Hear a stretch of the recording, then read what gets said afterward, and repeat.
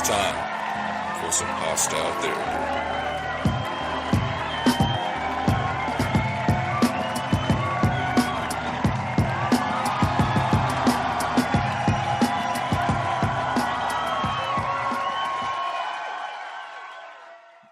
All right, welcome to Hostile Therapy with Big Red here on Thursday for the 2024 year.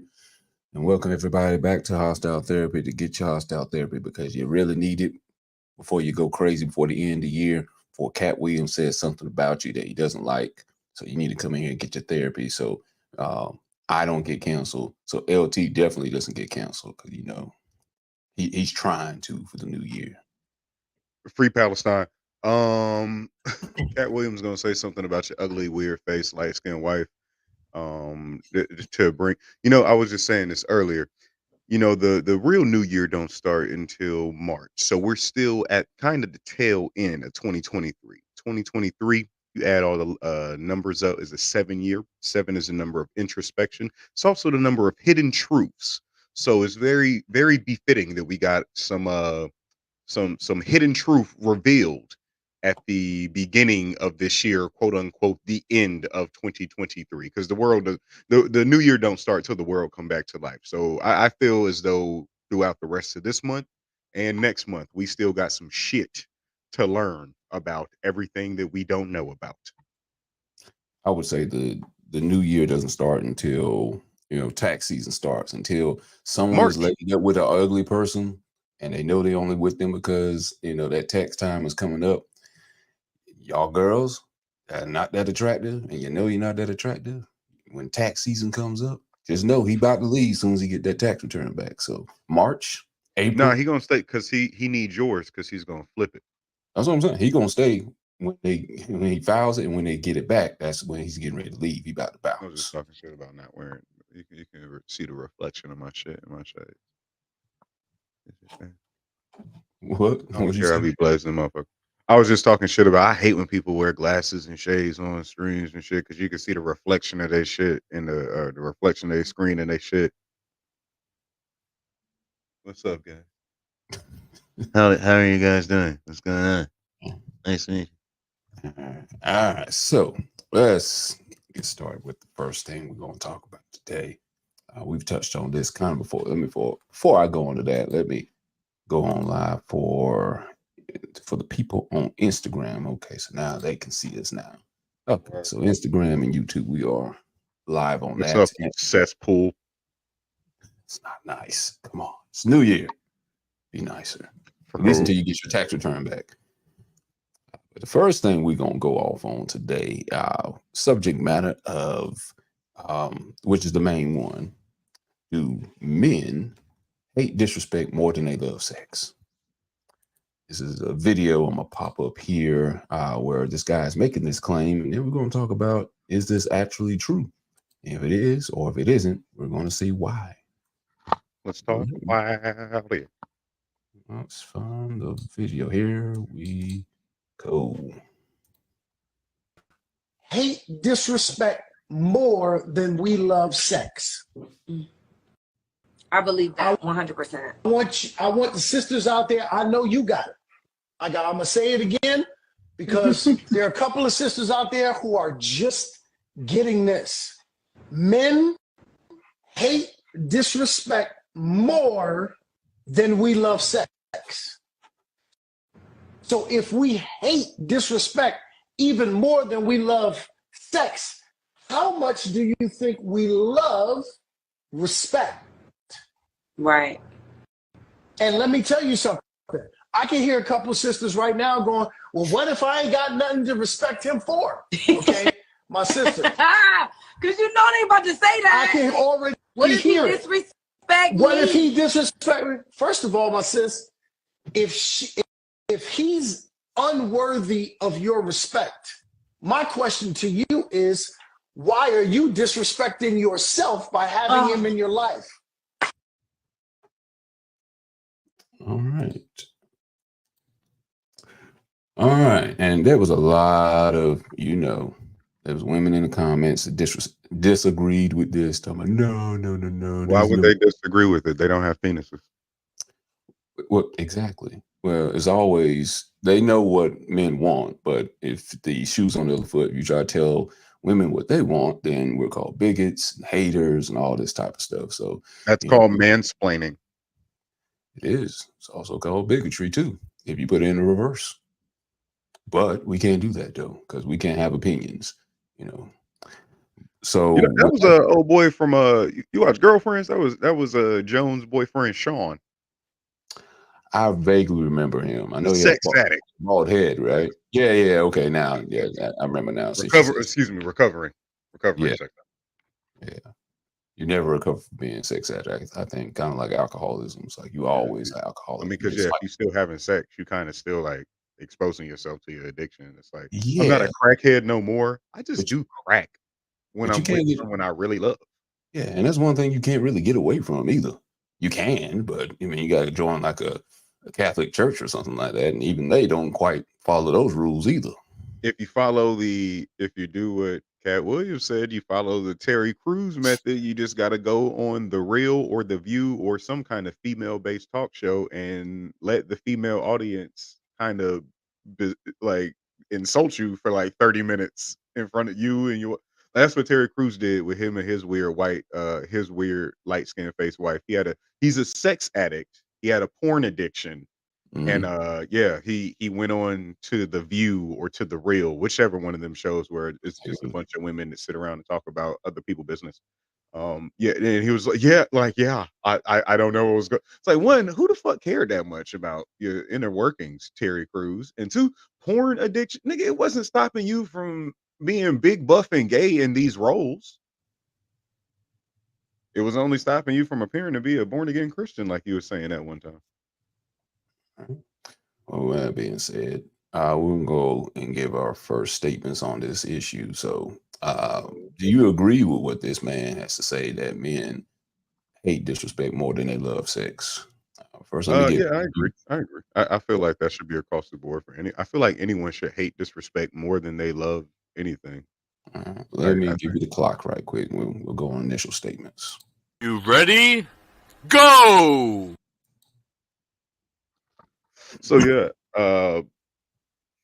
I feel like people should hate because here's why men, and not just men, but here's why men love disrespect or love respect, and why women should come to value respect for others and respect for themselves a lot more because that is something that carries from one sex to the other.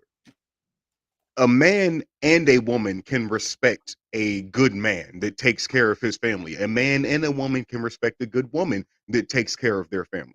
So respect is unisexual. Respect is something that literally is not based upon attraction. Like there are so many ugly people in the world that you can't talk shit or you can't talk too much shit about because they have garnered your respect in some way, shape, or form. So that is something that truly transcends beauty. It transcends physical attraction. Those are those intangible things that we should look for in a person. Are they respectable? Like as men, we definitely look for. We don't know what to call it. We bastardized it and started asking women what's your body count. But we're really trying to get back to figuring out, weeding out the less respectable women from the more respectable women, and that's what men have been operating with each other on for years. Like that's literally when we go out and want to do things as little boys, we refer to it as going out to get our respect. If something happens to you where you feel as though you were belittled or sunned in a way, you have to go out and prove not your manhood in a sense, but prove that you are worthy of respect. Prove that you are, strong, that you are capable, and that you have a voice and feelings that are worthy of being heard. And in order to do that, in order to have them heard, people have to respect you, which means you have to stand on business, as the kids are starting to say now. And that's something that people, men, women, old, young, that's almost eternal. It's immortal. Respect is forever. And just use King Harris as a talking point for respect, though. I've used a lot of kings, dictators, and No, conquerors not as not talking kings, points. not kings. King Harris, T.I.'s son. When you Oh, said on business, you know what? I guarantee you, in his mind, he conquered. He conquered His The household. trials and tribulations of being a wealthy child of a or being the child of a wealthy, hip hop artist. That was a trial for him. That is very hard to do. Very hard to do. Okay. Yeah, I'll agree with this guy. Yeah, I think men hate disrespect more than they love sex. And let me see Are why. you ready? Go! For one, let's see. Respect is a hard thing to build. You're not born with it. Women are born with beauty. And that's typically what attracts a guy to women. Shouldn't be the only thing. Unfortunately, that's a pit that guys have started to fall into, is beauty being the main reason why they marry certain women or fall in love with them. But it is. It's just the way of the world. That's how most guys are wired. But guys are not usually chosen based on how they look. Their respect has to be built with over time. And respect is a fickle thing. Respect can be lost in a day just based on what kind of act you do. A criminal act, lying, cheating, or something like that. You can lose respect overnight. So when a guy holds on to respect and he finally earns it, he wants to keep it. Sex, you can get sex from pretty much any person and not have to have respect. Respect is a hard thing to get. And like I said, it takes time to earn it. And a lot of times, if women are choosing the right guys, it's because he's doing something respectful with his work, with his life, religion, his mentality. It's all respect given back. Men don't like to be yelled at in public. Men don't like to not be listened to. Men don't like you putting yourself and the guy in danger with how you walk, with how you dress, because it's going to come back on you. You're showing everything off and you got guys coming at you wanting to touch you and stuff. More likely a guy's going to have to defend you. He might get his ass whooped. If it's enough guys, he might get shot. That's a form of disrespect. And the fact that you can get beat up or killed from disrespect, I think that's why disrespect is hated more than guys love sex. Sex is a great thing. Trust me. I love sex about more than anybody, but sex is easy to get. Respect is very hard to come by. And think about that. Like a part of a woman's sexual attraction to a man is how much she respects him. Because it doesn't matter how attractive he is, if she sees him gets his ass whooped a bunch of times, if she sees that he can't defend himself, if she sees that he gets, he gets belittled by his own peer group, or he gets belittled by his coworkers, he gets belittled by his family. If she sees that other people in his life don't respect him, she's not going to respect him. And just like if we were out in the wild, that female lioness would not find that lion to be the most dominant of the pride. Therefore, she would not mate with him. So respect is something that for men it's an essential part of our joie de vivre, if you will. And as we find ourselves in society now, I think it's easily said. I think we talked about this on the show before when we were talking about the catch, men or the catch. And the question was put up, and I think a couple of them in here, when I asked the question, are there more or less good men, majority wise? Would you say there's more than 50% good men or less than that?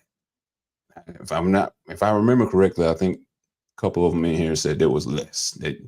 And that's the ongoing argument I hear with most women, is that there's not that many good men in here. So guys automatically hearing that statement, you're hearing that most of us are not respected. And so it's even harder to earn that respect. And Yeah. we don't even know what the traits are nowadays to look for to get that type of respect from women. Usually it's something infallible. Usually it's something nefarious where you have to get that type of respect. I'm gonna be honest, it seems pretty mythical, because even with doing everything that a woman in this day and age, the women that have the most to say are always not the most qualified on what a respectable or a good man makes, because their pattern doesn't dictate that they've been choosing good men. So Yeah. with them being the prime the prime one saying that this is respectable or that isn't respectable, it puts us into a state of, you know, if even if you were to do everything that that kind of woman said, you wouldn't be giving her a reason to respect you because you're at that point you're just doing what she wants. Like you Right. don't say like women also respond to a person who knows the power in no. And that's just something again, I feel like person to person, everyone should understand. If you are a woman that just gives any man everything that he asks of you whenever he asks of you, he's not going to look at you as wifey material. He's not going to look at you as marriage material. He's going to look at you as a woman or a person that I can take advantage of. I can take whatever I want from. She'll always be there to give me this, whether it be sexual, financial, whatever it be. And women look at men that do that the same way. I think we as men call them simps, but there's Mhm. so many ways to do it. I honestly think the men that lead with money are simps. I think you're very stupid because as soon as she tells you you're not or she's not interested, your first thought is, well, let me give you some money. You're literally willing to be a trick because you want you're hoping that she doesn't respect herself. So there's a level of respect that people who don't have a high enough level of respect for themselves have that are Mhm. telling everyone else what a respectable woman or a respectable man makes. But that's the thing. A lot of times too is women usually control the market for what respect looks like for a guy. Most of the time, especially if you don't have a father telling you what you should be looking for a respectable guy. Women will take the lead on what a respectable guy looks like, and a lot of people, They women, don't know. strongly I'm gonna be traditionally honest. They think don't know. that respect looks like being sexually promiscuous or being sexually open, showing off your goods and stuff like that. A lot of women think, hey, if I can get him to look towards this way, flash my boobs, whatever like that, then he'll have my respect. And then I control him the rest of the way. And this is why there's such a boom with Instagram models and OnlyFans and stuff like that. Because I yes, don't think those women are going for respect. I think they're going for attention. well, that's what they trade in for respect. They think that's respect. Because a lot of women will be like, hey, I got a lot of guys in my DM. I got a lot of guys that are trying to holler at me. But I'm like, I don't are think they they marrying you recognize it though? as respect at all. I don't, and that's the thing. I don't think women care about respect. Like I don't think they care about respect in as of how they like a respectful image to put forward because they feel as though they have ownership over the things that they are promoting, which is usually their bodies. It's my body, therefore it is my choice. So if I want to wear something, scantily clad, I will. So they don't have to care about respect in terms of I mean, and some of them do because some of them are in positions where they have to. But again, for the people that we're talking about, they already have a low amount of self-respect and esteem for themselves. So they're used to justifying the ill and fucked up ways of which, excuse me, the ill and fucked up ways at which they represent themselves. They don't care about not having respect because again, I'm not out to get I'm out to get attention because attention is most likely going to pay my bills or is most likely going to fill a financial, mental, physical, or emotional need that I am not able to fill on my own. Well, that's the thing is most women are going to have something to fall back on if they financially fall into a rut. You got a government that can provide you money. You got say you got housing that's going to provide you money. You got people who are going to help you out. Like there's no such thing. I mean, there is a such thing as homeless women, but Yep. it's but no one disrespects a woman if she's homeless. She's like, oh, she's just in a bad situation. For the most part, if she's homeless for a No year or two, one's no too one says afraid that. of a homeless woman, you know what I'm saying? No one's, like, real wary of a homeless woman, you know what I'm saying? No one calls the cops on a homeless woman unless she's outwardly belligerent. Yeah, I'm saying no one disrespects a woman if she's homeless. They feel sorry for her. If a Word. man is homeless, he's like, "You're a bum. How did you Yep. get that? There's no way you should be homeless." And you're disrespected as a homeless guy. They're going to look into your past as a woman, like, "Oh, I wonder what happened. Like she probably was in an abusive relationship. Maybe she was on drugs. Like, I wish I could help her out. Guys are not gonna get no help if you're a homeless guy. Most people gonna pass you by. You got to pick your own self by your bootstraps and help you out. Your own self out if you're a homeless man, and which is disrespectful. So you're not respected as a homeless man. You're never respected as a poor man. You can be respected as a poor woman. The world operates on. With men, no one cares about a homeless man or a man that's down on his luck, because everyone. This is why it's so weird that we have these, like, everyone has this general idea and concept that men run the world. Like, we say fun things like girls run the world and all this and that, but the reason we don't give a fuck when a man is struggling is because everyone feels like you're a man. You shouldn't be struggling. Everyone that's in charge of me at my job is a man. Everyone that signs my check is a man. Everyone that has hurt me is a man. Everyone that has taken something from me is a man. So we have this, we have this idea that it should be easier for all men to succeed in this kind of in a patriarchy, because some men have made it so that it's more beneficial to be a man. I don't know if I look at it as it should be easier for men, because I think women have more things to fall back on than men do. But no one feels sorry for a man if he's out there. That's the double standard, because in the actual work field, a woman's not going to be paid as much as a man. She's not going to be the R word we're talking about, respected as much as a man. She's not going to be like women have always been the majority of this population. They've always been at least 51% of the American population. Mm-hmm. How many female presidents have we ever had? None. But women are a majority of the population. They're the most educated out of men and women. Like, on paper, they mature mentally and emotionally, and you can honestly probably throw in spiritually quicker than us. Not sure about it. Could be argued. We could go back and forth, because we mature emotionally in different ways. Our emotions just, they're responded to different types of emotions for different types of situations. Because being in a life or death situation that most, especially young Black men, feel as though they're going to be in, that's an emotional response to prepare for that.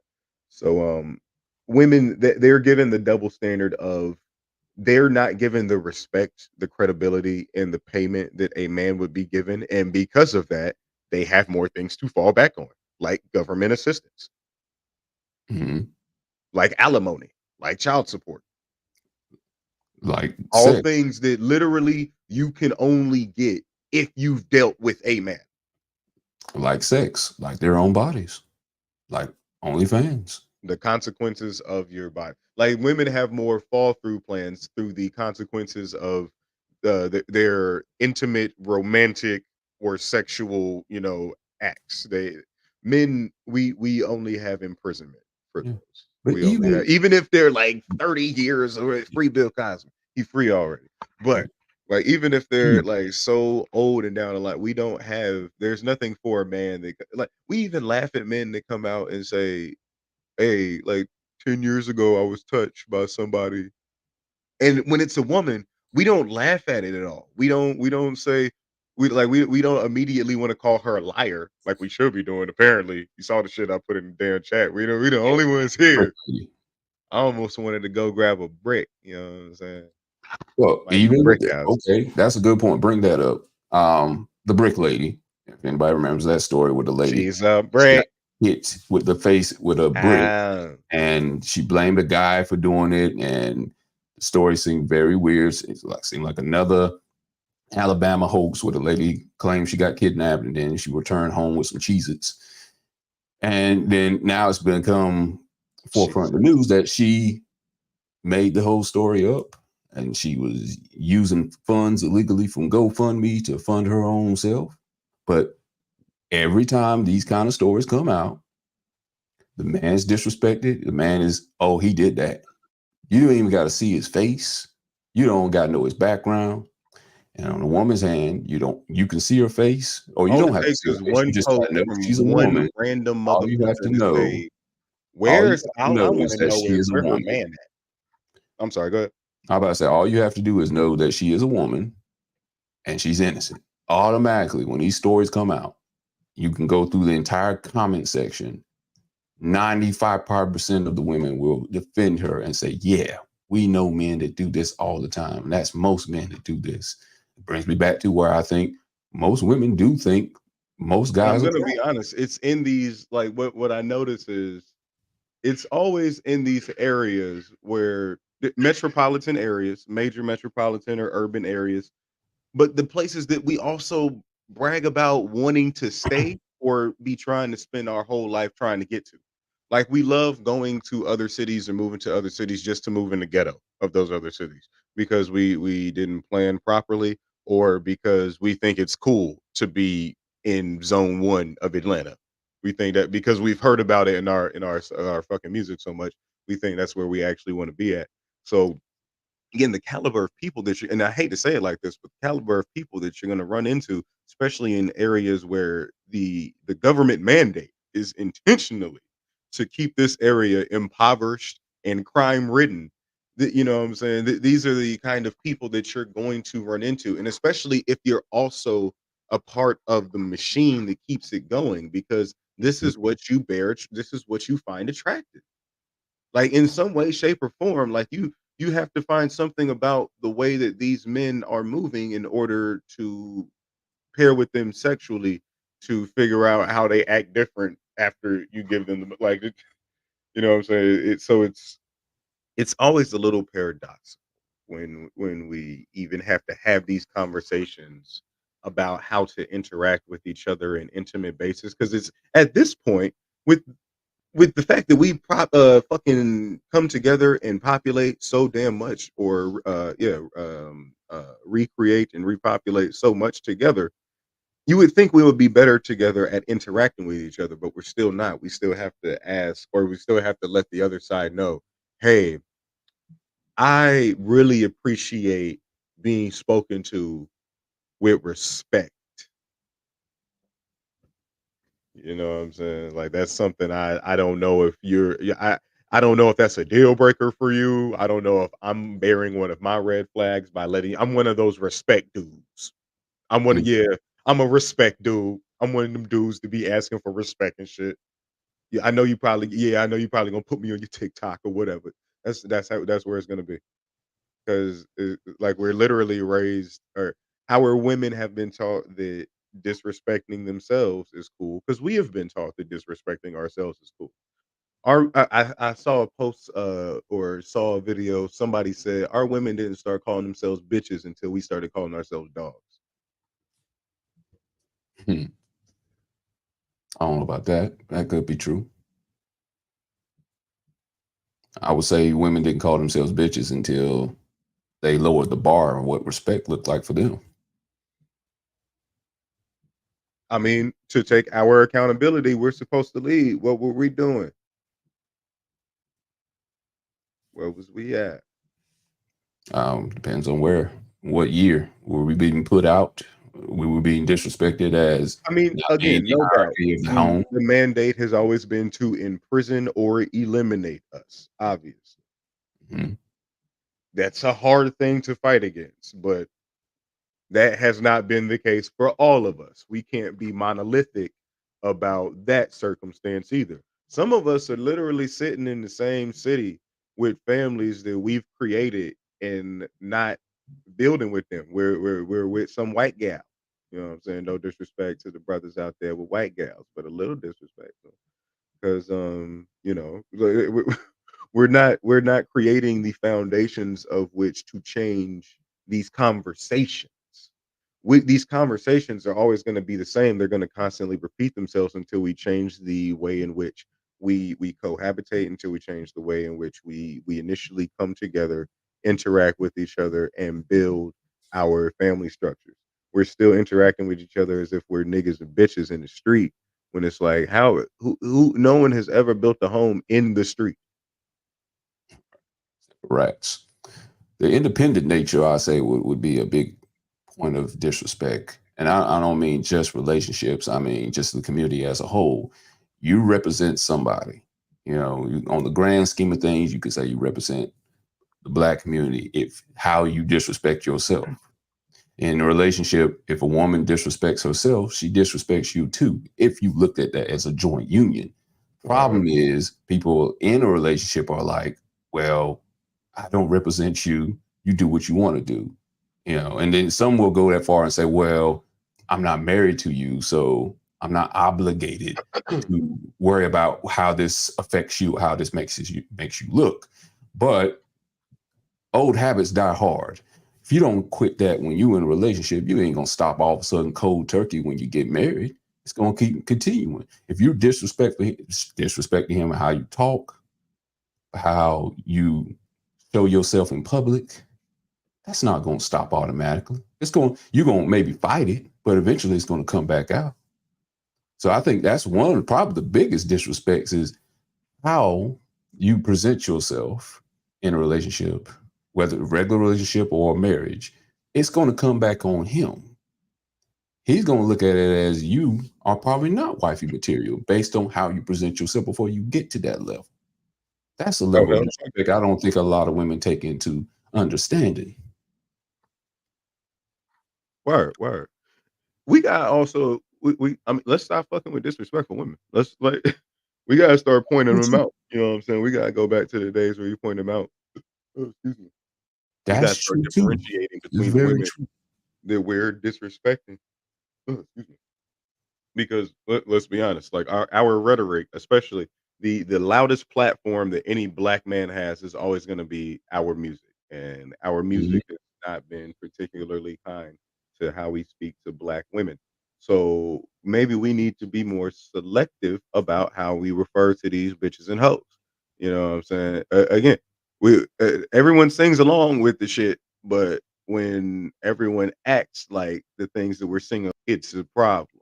So until we change our soundtrack, till we change our rhetoric, it's gonna reverberate. See, but the problem with that, and you have to be your own man with that, what I'm about to say, is other guys will see what the women go towards and show respect to these people we're saying they're calling them bitches and hoes and stuff. And they want to copy the same thing because they're not looking at me. So I got to do what he does to get that kind of false respect. That's the problem. We're looking at these other guys and we're not being our own men. We're followers nowadays. Yeah, we No, don't want respect. We want clout. We want fame. We want fortune. We want clout money. is very different than respect. Yes. We want money. We don't care. Like we love talking about money, power, respect, but we literally settle for money. Yeah. We settle for money way too often. Everyone is settling for money, and that's the problem. That's why money will make you disrespect yourself. Yeah. Especially if you feel like that's the only element of which to ascend through the ranks of this world. Yeah, the interesting thing is we gotta go backwards with it. What Scarface did, with what he said. He said first you get the money, then you get the power, then you get respect. It should be the other way around. Maybe you should get respect. Power and money can go interchangeable, I guess, but respect should be first and foremost before you even get to those. Because if you don't have respect before you get power and respect, you're not going to be enough when you get it. I'm trying to think if this only applies to drug dealing because hip hop loves using it. I'm trying to think how this could apply to like if a motherfucker was like a bagger at the commissary or something. Well, I mean, there's power in having morality. There is power in There's power in morality. being a good That's guy. a very There's power to working a 9 to 5. I wouldn't necessarily put it Coming backwards. I into- would just change money to resources. You know what I'm saying? I would just change Mhm. money to, and not even just resources, but I would change money to wealth Wealth. because wealth doesn't just always entail financial. You know what I'm saying? You could Mhm. a wealth of information is the equivalent of a treasure trove of gold. Where I So think yeah, that's I would say wealth, power, respect still because wealth in that through order. either finances or through information will give you power. That is especially if that wealth of knowledge that you have is wealth of knowledge of self. And then everything boom, it connects. It's already I wrote the book for it. Not in that order though, right? Yeah, that order.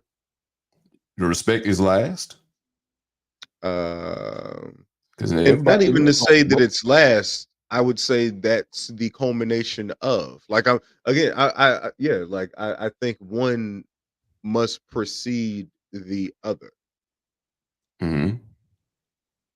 Honestly, if you want me Everyone's to, not now gonna that be rich or wealthy that's though. why I said I was like, does this only apply to drug dealing or music or back? Because you No. throw the whole thing out. Yeah, respect for oneself, respect for nature, respect for every like respect should always be present in everything that you do. You should respect the wealth that you gain. You should respect the power that you admit, that you obtain. You should respect the respect that you garnish. So it's it's one of those universal principles that could just apply to everything. It's RESPECT. If you've never obtained It's like wealth love. or power, you should still be able to obtain respect. But when you call self-respect a power as well? Yeah, very much so. Because you can't be controlled if you have self-respect. Those people in Hollywood that we constantly talk about that are getting squeezed on the butt and doing sexual things for a role in a movie or extra, Alan Keyes being one of them. He don't have respect for himself. Terry Crews being another one. He probably don't have respect for himself to let some guy squeeze his junk and then let it slide by. He don't have respect for himself. You have self-respect. You got a lot of power over a lot of people because you can't be controlled at any point. And a way in which people are controlled, especially in this realm of existence, is financially. So it isn't until we obtain certain ranks of wealth, like we see it in black films and TV shows all the time. Black people get disrespected until they come into a lump sum of money, a lump sum of wealth, and Mhm. then they start getting respected by their peers. Oh, I didn't know that Negroes own the building or some shit like that. You know what I'm saying? Moving on up to the east side, goddamn. Out that bitch. But See what happened though is okay. Let's say being people that weren't previously respected will not receive respect until they gain a certain amount of wealth. So sometimes, yes, wealth will come before the respect because with wealth uh, comes power. Now you have the ability to do things. Now you have things, the ability to affect things and make things manifest in the material and physical realm, and that garnishes respect.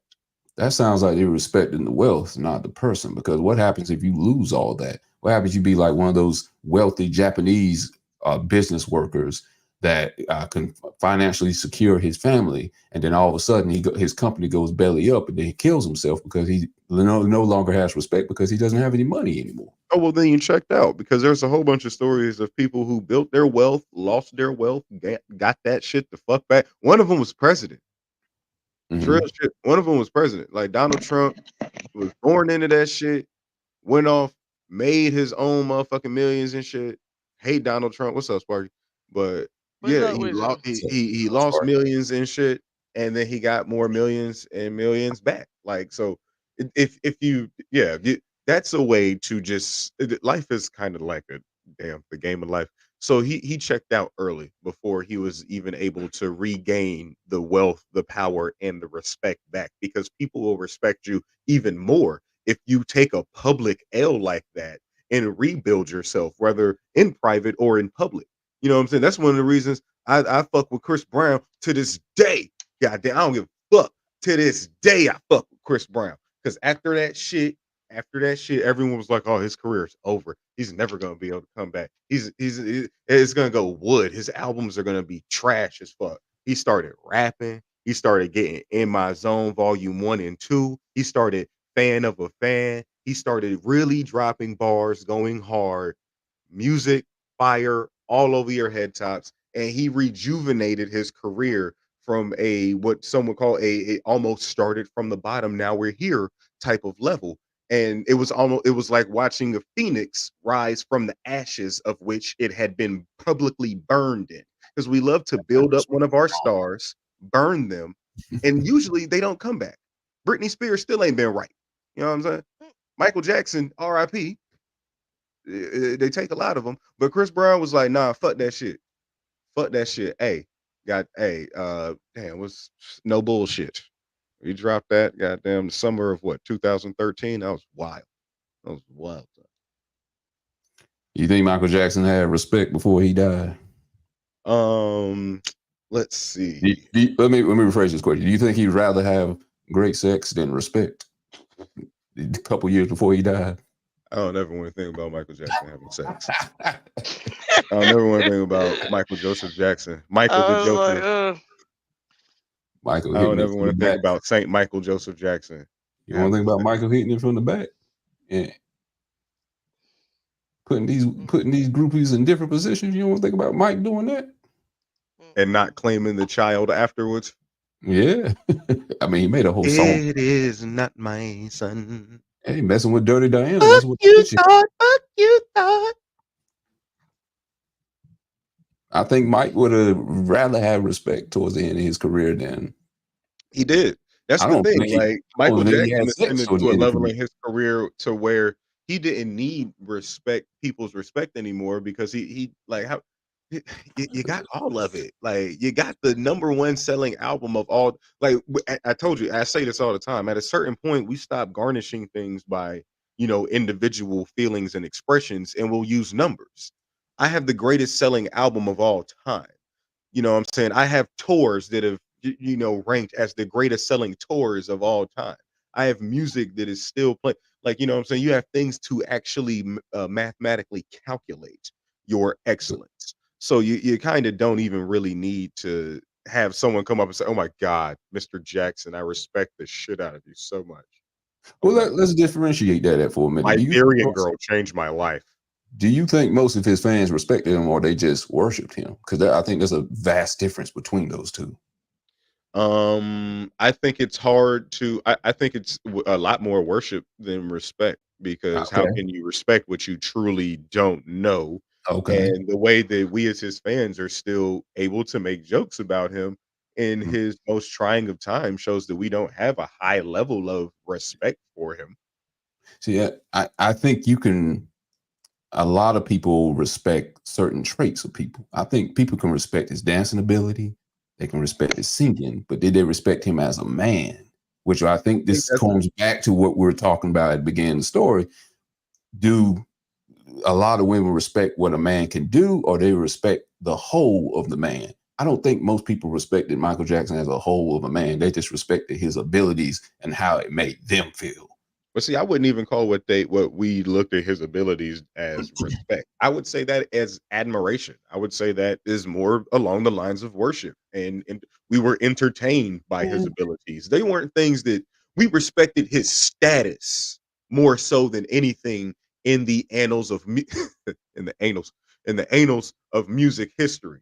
That's what we respected about Michael Jackson. But in terms of pairing romantically as a partner, one, his voice is already for a woman that's gonna be no, Mike, like no, like there's women with deeper voices than Michael Jackson. And even when he took off the child voice, That sometimes voice was fake. he did have a lower, more monotone voice in which he spoke in, but Yeah, even that voice was fake. even that was still, you know what I'm saying, it's not gonna do. There's a very small percentage of women that it would do something for, very small. And those women are probably into K-pop. Not K-pop. Sparks, do you want to get in on here right quick? Get on the subject here. Do you know what we're talking about? Well, the main subject here. Is it that what men would rather be respected than have good sex? It's on that ballpark. Men hate. It's pretty much the same thing. Men hate disrespect more than they love sex. Right. So yeah, pretty much the same thing. Yeah. Men hate disrespect more than they love sex. I don't know if I agree with that. And I only say that because, like, think about sometime you'll have like a woman that disrespects the hell out of a man, but she must have some good ass twat because he still keeping up with whatever. You know what I'm saying? No matter how disrespectful sometimes people can be, people still put up with whatever they're getting, which a lot of times seems like it amounts to just what they equate to good sex. Does that make sense? I get what you're saying. Is he married to that person? Oh, I don't know. I didn't know we were talking about husbands, but I don't know as far Not as being necessarily. married. But I mean, even if they, even if they are married, sometime you just see a level of disrespect. And um if somebody doesn't leave, or doesn't, do something to have it change, it's like, well, but you still staying, you gotta, enjoy Yeah, what you're getting more than you hate the disrespect because you still there and dealing with it, so to yeah. speak. And I get what So you're I mean, saying, and that does happen a lot. What I'll say to that is the sex is, I don't know, depending on the time frame. I don't. It could be 60 seconds. It could be 60 minutes. I don't know, but that's a right, fleeting time that he's going to be with her versus the other 23 hours of disrespect he has to deal with, unless it's a boyfriend girlfriend thing where they live in separate houses or whatever, and right. he can go recover from small disrespect and then come back and have sex or whatever. But on a whole, and this is why I said, is it a marriage thing Uh-huh. where you have to wake up to that person every day?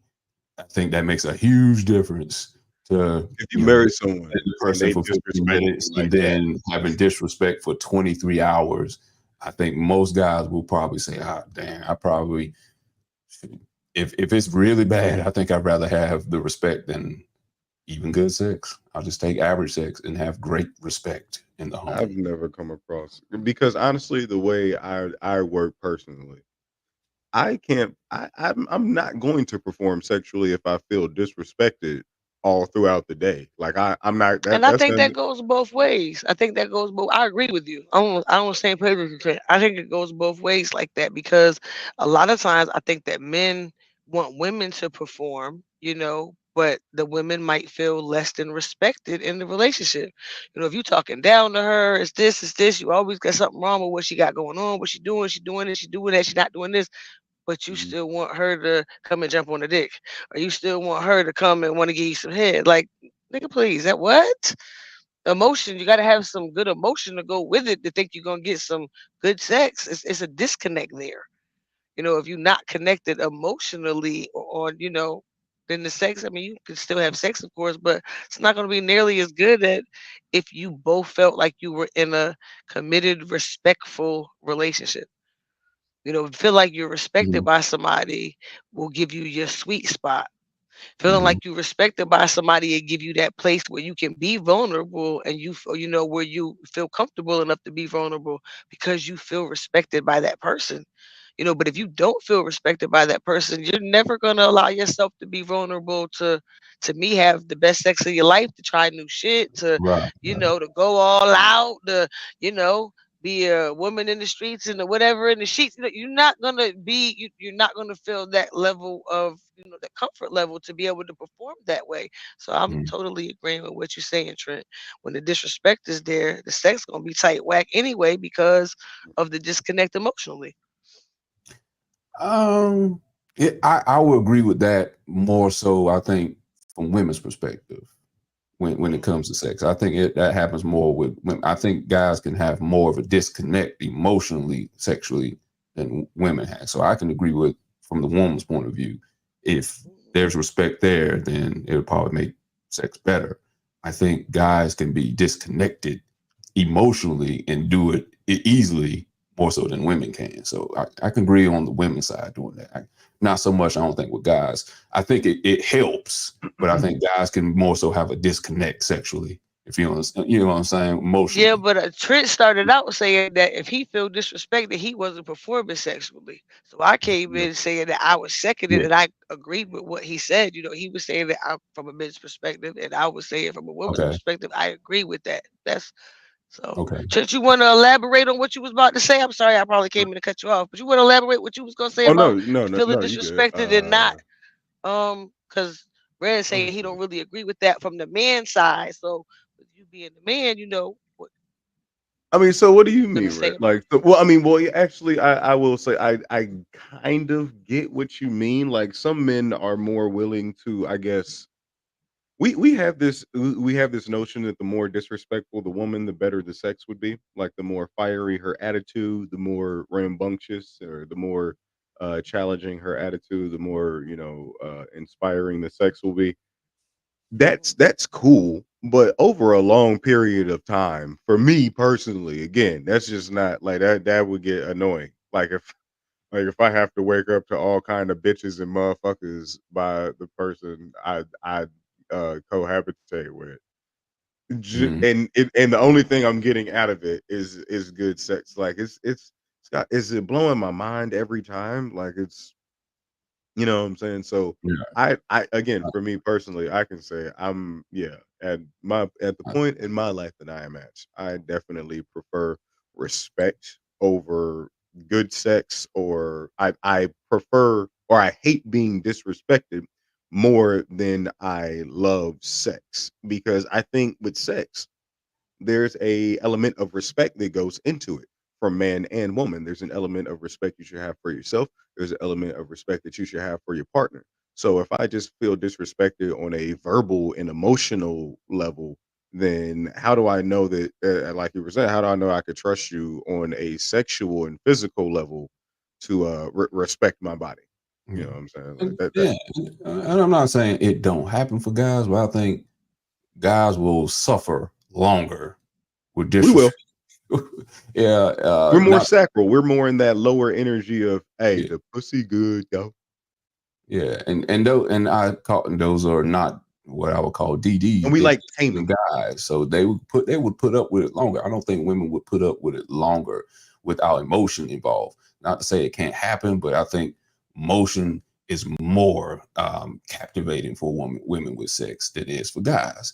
Guys will put up with it for so long, and that's why I kind of said the separation between a relationship where they can deal with the disrespect and then go home and recover and then go back at it, versus someone who has to stay home, well, be married, wake up with them, go to bed, wake up with them, go to bed.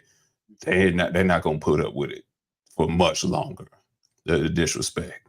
But I think men are more apt to put up with it, in a situation where they're just what you f buddies, whatever you want to say, or just Oh girlfriend and yeah, of boyfriend, course, whatever like that.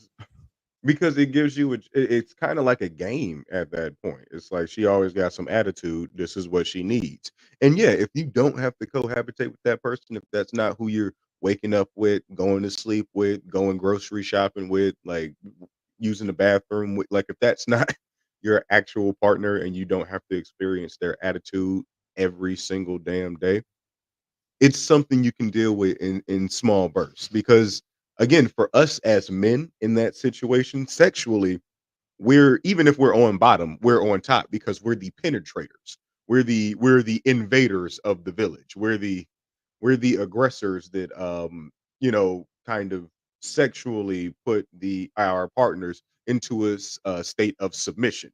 So there's that gratifying end of sex that's like, yeah, you was talking all that shit, and now look at you, covered in me and a lot of yourself, and laying there like I had you saying things like this and that. So all the shit that you were talking previously doesn't matter because I was able to put you into a state of submission. And yes, like you said, now I'm able to go home and rejuvenate myself and like know that I got the last word pretty Yeah. much. Sometimes even with that, what you were just saying, I think with if you had a bad argument and then you come back and you guys have not breakup sex, but after a bad argument, you have some sex to kind of rejoin each other. Makeup sex. Makeup sex. Yeah, I couldn't think of the word. Right. Makeup sex, just so you can get back to a level of respect. So you can restart everything. Sometimes that doesn't always work. So sometimes the disrespect remains. And I don't know. I don't know of anybody's situation in their life, but I know I've been in a situation. It don't matter sex is good or not. There's been times where you just come home and you put your hand on that doorknob and you slowly turn because you don't want to go in the house because you know what's waiting. You know disrespect is waiting. I'm talking about a Definitely. relationship where you live with the person, you see them almost every day. You don't even want to open the door. And then at some point, you definitely don't want to have sex with that person because it's only going to last for a few minutes or so, and then it's over, and then you got to deal with reality again. So Damn right. if I can have It ain't respect 3 hours out of the day, I take that. I think over basic sex. especially when you get older. When you get older, when you get in your 40s, your mid 30s, your 40s, you don't got time for that no more. You really don't. Like that shit is like, because again, I've already probably had to deal with bad attitudes, my coworkers, bad attitudes, people randomly that I just like ran into. No one wants to come home and deal with someone with a bad attitude, but it actually means that I want to be I want to be intimate. Like, no, just like, no, no. You sit in that car just a few minutes longer than you should sit in, just making up an excuse why to sit in the car and not go in the house because you like, boy, I know this argument about to happen. I know it's about to happen. I know nothing's gonna happen tonight. Because Between me. again, like disrespect doesn't just stop at an argument. It doesn't just stop at calling you out of your name. It means that when they go out in public, they have no respect for you or the relationship. So some things I do feel like no, we just can't come back from. Like sex isn't gonna fix the fact that you might have cheated on me. That's a form of disrespect. Sex isn't gonna fix the fact that you stole from me. Like I had money set to the side for our bills or some shit in our house, and you went out and spent it on yourself. You know what I'm saying? You were incredibly selfish with our funds. You know what I'm saying? Sex isn't going to fix that because those are bigger problems in our relationship that stem from you disrespecting me. Yeah, it's a pacifier a lot of times. So you're right about that. Definitely right about that. Let's see, what was the point I was about to make? Another point I was about to make it in my mind that went blank on it. Sparky, have you ever had a situation where how can I phrase this?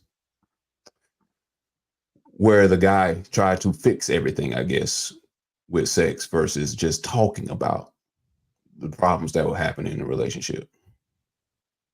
Yeah. Sometimes people act like, having sex is it's like the fix all be all. You know what I'm saying? Yeah. Kind of like as long as you seal it with that, we back okay. And I don't think that that's true.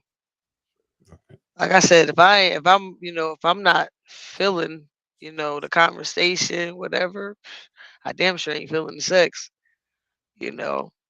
and I don't feel like I gotta give me to nobody I don't want to give me to, and I'm not married, you know what I'm saying? So I have been, twice. I'm happily divorced, but yes, happily divorced. And so Why you say it twice more? because I thought somebody was like happily divorced. Yes, I'm happily divorced. So She made sure to put a period on that. What happened in the morning? yes, happiness.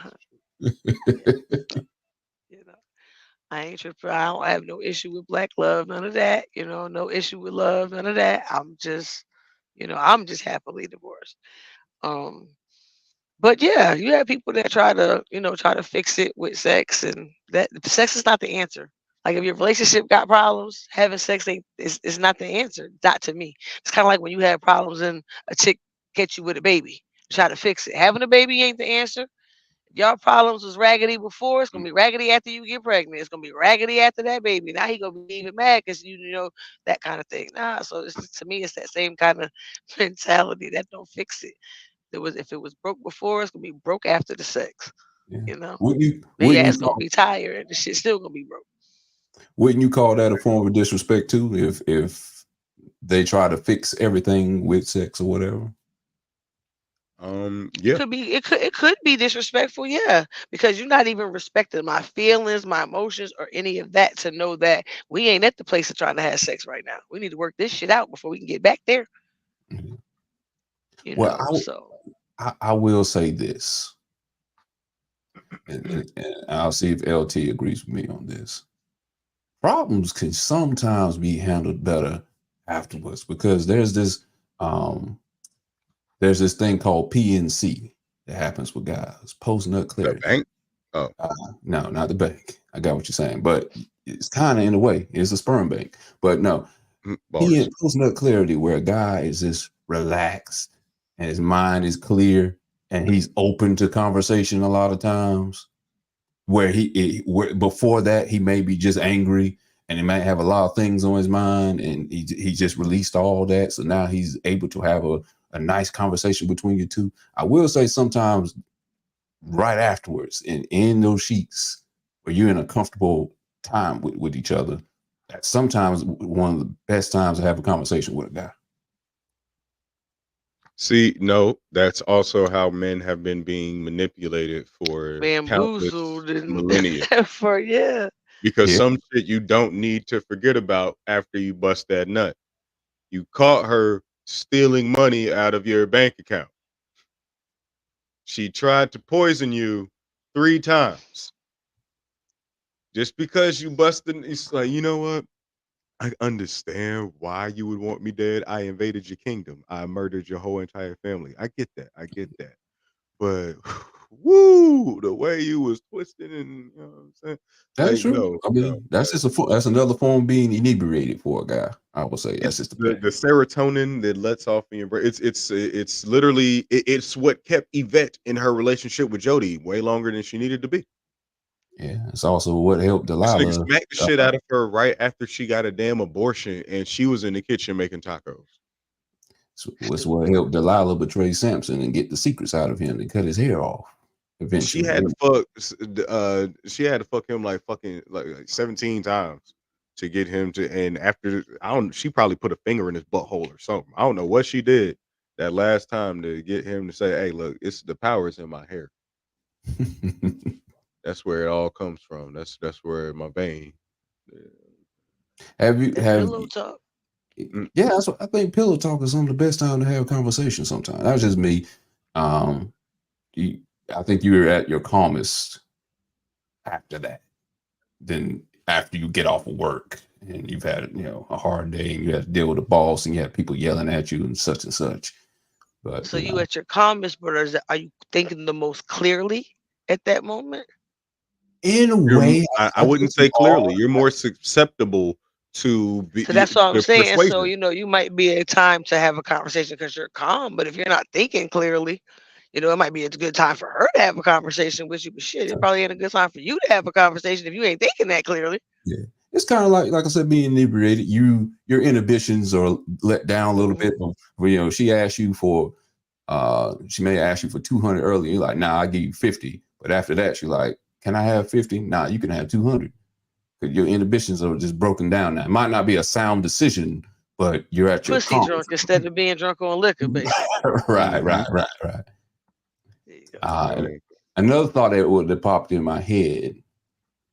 Have you guys ever just been told, because we were talking about Michael Jackson earlier and some other celebrities, and a lot of people will say that they respect those abilities, the dancing, the singing, and regular 9 to 5. I respect how you take care of the house or whatever. Have you ever just been told, I respect you wholly as a woman, or I just respect you as a man, or I love you as a man, or I love you as a woman, without someone saying what you do for them? I don't know what that means. What do you mean? Okay, both of us are kind of like, because okay, you can say you love your child, but you never have to say I love you. I love you, my son, because of how you wash the dishes. I love because of how you make me laugh. You can just say I love you. I love my child just because that's my child. I love my husband because he's just a great person. He's a great man. I love my wife because they're just a great wife. They're a good wife to me. I don't have to list none of the traits. As a whole, well, yeah, people say that, right? Because when you tell someone, like when somebody tells you they love you, they don't list all the reasons why. Right. Most of the time, it's just I love you, babe. It ain't no because you do this, because you do this, because you do that. It's just I love you. Does I like hearing the reasons. I'm gonna be honest. Like, tell me why. Anyone ever use respect though, and say that I respect you as my wife instead of using the word love? I've had somebody say to me about respect, that they respected me because in the situation it was like, well, I'm handling it like this because I respect your ass, and it ain't got nothing to do with, you know what I'm saying, about how I love you. It's about me respecting you. That okay. Well, Yeah, so I got a lot of juice. You know what I'm saying? What is this? Somebody so you got some lied juice. So I got a lot of juice. So Uh, yeah, my respect, my respect in these streets is up there. You know what I'm saying? Is it respect because of just one particular thing you do? And what I mean by that is, Sparky, you do a lot of things for your household. You know, it's not just one thing that you're great at. And instead of just saying, "Oh, I respect you just because of how you cook, or respect because of how you discipline the children, whatever like that," just respect as a woman. Does anyone ever just say that? You know, because it almost seems like sometimes when I hear people say, like Michael Jackson, again, we'll go back to him. I respect the way he dances, but they don't respect Michael Jackson as a whole, because there was a lot of people that picked on him and talked bad about him before he died because they didn't respect all the other things about him. They just respected the way he entertained people. So they didn't respect him as a man per se. And that's what I'm trying to put with this. Has anyone ever just said they just respect you as a person in a relationship without just naming specific things that you do for them? Sometimes it feels like it's almost they only respect you only because of what you do for them. But How see, about that's the thing. Like people that have never met Michael Jackson can have a chance to say they respect him for his dancing ability, but it would only be people closest to you that will respect you for the things that you do.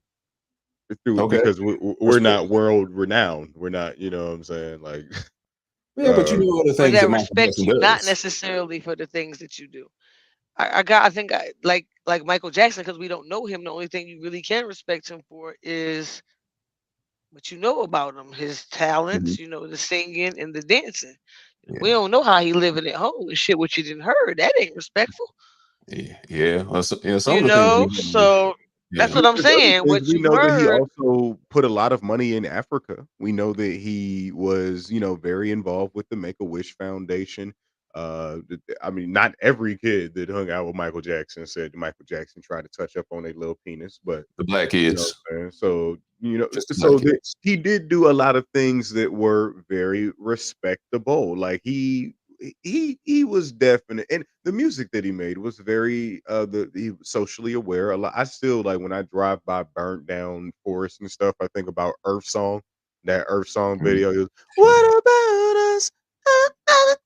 Like, he was very involved with the environment. He cared about changing the world. He was the man in the mirror. So he did a lot of things that were globally respectable. But yeah, when we start talking about things like as a man, again, it would go into are we talking about what a woman that is trying to be attracted to him would respect, or what we as a society deem as respectable?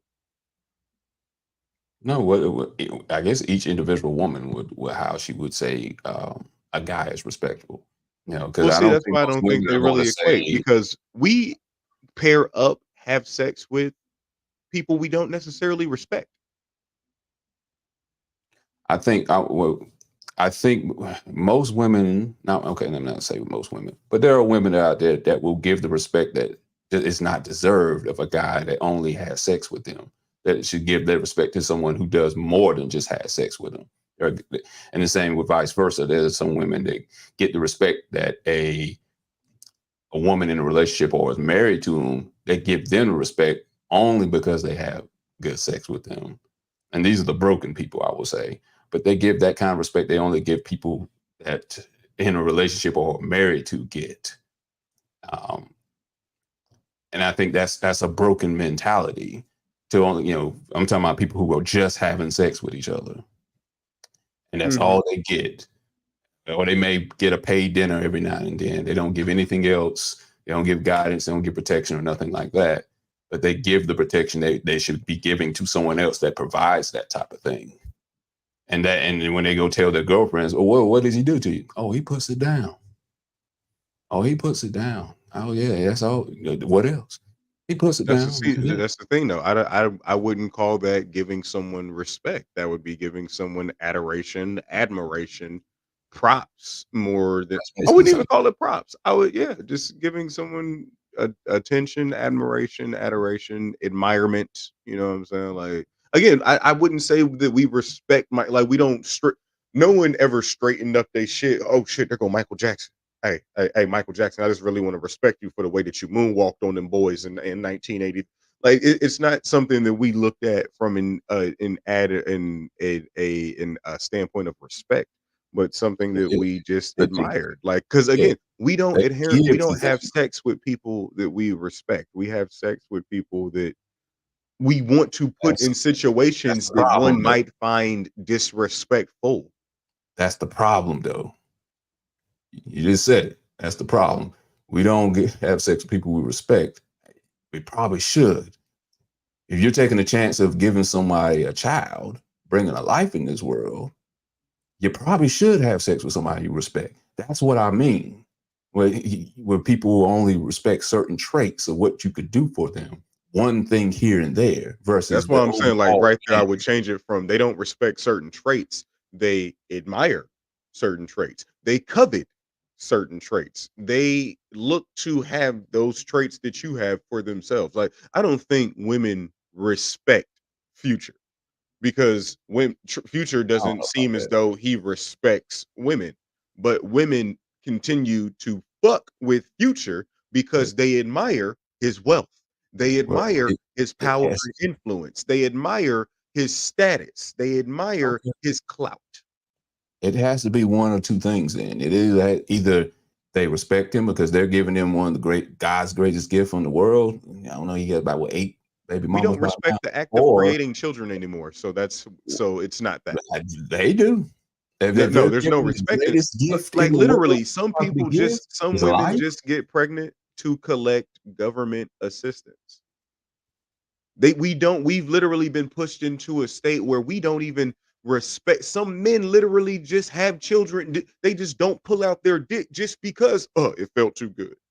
We don't respect the process of procreation. Mhm. We don't respect our So there has to foundations be as a one or home. two things then. If they don't respect the process of procreation, then that probably that's also means that they don't have respect for themselves. Well, I said that at the beginning. Look, people who don't have a very high level of respect for themselves are always trying to say what a respectful man or a respectful woman doesn't make. So what do they respect then? These type of people you are talking about. They don't respect. They admire. They covet. They They have lust after. nothing they respect, you're saying? How could you respect anything until you respect yourself?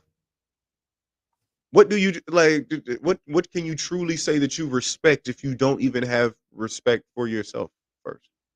Right. So they offered sex to this guy like Future and other You know, the people. price Now of everything, but the value in nothing. That's what Hope said. okay.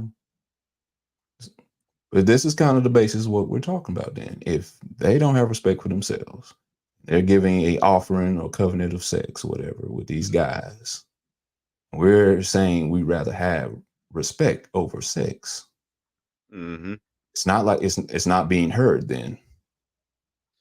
It's I'm not being saying heard if that we rather we have respect. should say that. I don't think it's said enough. I don't think enough men do say that because there is a large section of men that don't operate off of respecting themselves. Yeah. Well, even the sex isn't respected. So yeah. Like I look at dudes that walk around like in 2024 that still be sagging, like your pants hanging all the way off your ass is all the way out. Like if a woman came into the store and her pants was hanging all the way down below her butt cheeks, you damn, you just gonna let your all your ass hang out like that, man? That shit crazy. Or you would approach her as if she was a slut. Newsflash, buddy. If you were in prison, we're gonna approach you like you're a slut because you got your whole ass hanging out. But men still walk through the mall like that. Young ass men and grown ass men still walk through Walmart, still walk through schools, their high schools, their colleges, still walk through professional settings with their pants hanging off their ass. Even when you got your shirt, there's motherfuckers at Sykes right now got on a full suit or shirt and tie, but they still trying to bust a little sag with they belt on and shit. That's literally presenting yourself from a level of I don't have respect for myself. because my whole ass is out. Like this is what I want to present, my ass. Okay. Let me ask this question then, because again, I'm basing this off of a lot of people only respect or admire. We'll go with admire you based off of one thing you can do for them, and you may do it well. So, what is several things to build a general man, to build a general woman that she has to have that you would respect that she does well? Not just one thing. And let's just cut sex out of it. Period. Respect herself. Like respect themselves. That's what you gotta do well first. What does that look like? Presenting yourself with professionalism, walking in your purpose, knowing that you are knowing, communicating, and acting in a way that presents you as the best version of yourself, as the version that you would introduce to not only the version of yourself that you would want me to introduce to not just my family or friends, but if I were to take you out to a meeting with my coworkers or a meeting with my boss, or if I was a person that had a image and status and I was just seen a lot, red carpet events, a person who it makes sense, not looks good, but it makes sense for us to be together because we are both respectable people in our own fields of whatever have you. Okay. Sparky, what would you say as a man, as a whole? What would you need to see to say, okay, as a whole, that guy commands respect. He is a respectable guy in a relationship. I'll put it that way, not just a regular person. In a relationship, what would he have to do to garner that kind of respect from you?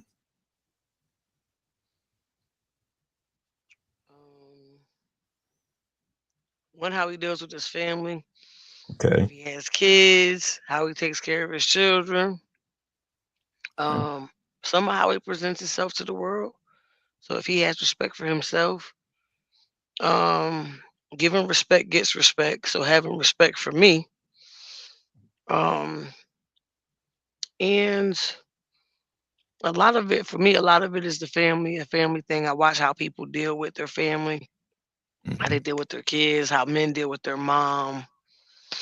I look at how people deal with older people too. You know, are they respectful of their elders and stuff like that, that kind of thing. But a lot of it, I guess, is about the way they present themselves to society. Because if you have respect for yourself, you're gonna present yourself a particular way. You know, if you don't have respect for yourself, then you're not gonna be worried about how you present yourself. So True. It's important to me that people Word. give back too. It's definitely important to me that people give back. I feel like you got to be willing to reach back, to like really be a respectable person. You know, you can't be like selfish. You know, if you got information, you got to kind of each one teach one. That's another thing I look at. Some people got to give back. If they can't give back, I don't respect that like that. Because I believe that there's three types of people in this world. I believe you either need help today, you need help yesterday, or you're going to need help tomorrow.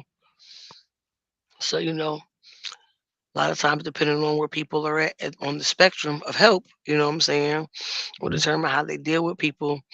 And I'm not with that. I don't respect that. That shit ain't respectful. So, what it would, if he did not make a good amount of money, you know, to help with the household, and he embodied all these other things you just named, could you still have respect for him as a whole? yeah. Okay. I made more money than people I done been with before. I mean, like he I worked made at more money than Dollar Tree. he did. What? He worked at Dollar Tree. He could be the manager at Dollar Tree. Nah, he's cashier. No, I keep pushing the goal line. you just started. Yeah. I can still have respect for him. Okay. Listen, as a I boyfriend, can still have respect for him. Yeah. Now, is that gonna be my dude? Probably not. Okay. But I can still have respect for him. You know what I'm saying, I'm not gonna disrespect somebody because of the job that they have. Right, because just because you're there right now, you know, You might be there for a particular reason. Right, You know what right. I'm saying? They might have a good program where you're gonna go to school and you're gonna go do something else. So I mean, I don't feel like somebody has to, be at a particular point in order Mhm. to get respect. I don't have a problem growing with somebody. We can grow together. Shit, I'm constantly learning something. I'm in school now. I'm always taking some kind of class or something. So but now what I would have a problem with is being complacent. Mhm. Being okay with being the cashier at Dollar Tree. There's nothing wrong with being the cashier at Dollar Tree, but I'm gonna need you to have some other aspirations. I need you to be able to dream bigger. You know what I'm saying? I'm gonna need you to see some other things, because if you can't see it, you can't be it. So I'm gonna need you to be able to see some other things. I need you to see something other than being the cashier at the Dollar Tree. But shit, we could work on it together. I could be the air beneath Cashier your at wings while you Aldi. going to school. I ain't tripping. But if you don't, you know what I'm saying, if you don't want to be anything other than the cashier at Dollar Tree, our wants and desires, our get up and go, our that shit ain't gonna match. I feel You know what like I'm saying? I feel like I hear you saying, if you weren't in a relationship with him, you would still respect him as a man. If he didn't have aspirations to get better, you still would respect him. But if you're in a relationship, you have different goals, it wouldn't work out long term. Is that what you're saying? Pretty much. Okay. Because I think eventually, no, because I've said this because I think eventually when you have different goals, when you're not equally yoked in things, resentment and different Mhm. things like that start to set in. Now you have a problem with the fact that I make more money than and I'm still in school, so it's about to go up more. We're gapping. Our gap is getting bigger. We're getting further apart because I'm constantly trying to do something to further, enlarge my territory, and you okay with being in that cardboard box. That's not gonna match. I can't drag you with me. You You know drag what them I'm saying? Like I said, I can be the air beneath your wings. You know what I'm saying? We could be in a box together, but shit, when it's time for me to come out the box, I'm gonna need you to come on and bring your ass with me. You know what I'm saying? And if your mentality is still in the box, you know, th- that shit ain't gonna work. Cause eventually, you're gonna think, oh, you didn't change, and and we should change. We should be changing. If I'm the same person now that I was when I was 20, it's a damn problem. It's too cold to be in a box right now. Yeah, yeah. You could be in there spooning, know y'all be, big spoon, little spoon, shit. Have some One of, body heat. one of those whirlpool boxes. You gotta get a big. Yeah, have a thick box. Yeah, it's There too you cold go. though. It's too cold. It's too cold. It is definitely too cold. I got you. I got you. All right, then. We'll move on right quick. Before we move on to the next subject, I'm gonna address something right quick. I'm gonna go ahead and Okay. say congratulations, Sparky. I'm gonna give you congratulations because I think it might be a foregone conclusion. You know what Okay. I'm talking about? You know what I'm talking Uh-uh. No, go ahead. about? I know you probably watched last Sunday. That massacre with my team last week. I know you probably watched that mess. That was horrible. It was Yeah, horrible. that was horrible. That was a murder. We got murdered Sunday. I don't want to say unexpectedly, but the unexpected part was about how bad we got murdered at home by a 7 seed team. And I said, Eagles gonna lose. 49ers got a clear spot to go to the Super Bowl. Murder. I mean, they might have a hard time with if it's going to be the Ravens or Kansas City, whoever gets there from the AFC, but they got a clear Mhm. shot to get to the dang Super Bowl. So I'm just going to say congratulations. I'm going to go ahead and give it Thank to you. Give you That your was a really flowers. good picture of Appreciate them, by the way. That was a really good picture of OJ and his former wife, Nicole. Yeah, I don't Wish have them no the problem. best. Don't know what happened to those two crazy kids, but love to see them. We'll never know. Yeah, we'll Love to never. see them patch We'll things never up. know. And Oh, well, the wounds are too big to patch up with that relationship. hey, some of us Yeah. aren't cut out for marriage. I mean, All right, you gonna stop happy with that? knife, happy wife. I mean, Oh wow, you gonna get this? It's only January. LT, try not to get destroyed, get canceled off of this show, man. no one's gonna cancel us over OJ. I would just have to look over my shoulders every now and again. Yeah. All right, let's get to the next subject we're going to talk about. You can feel happy or disappointed about this, depending on what perspective you're coming at with this. But Angela Bassett has finally received an Oscar.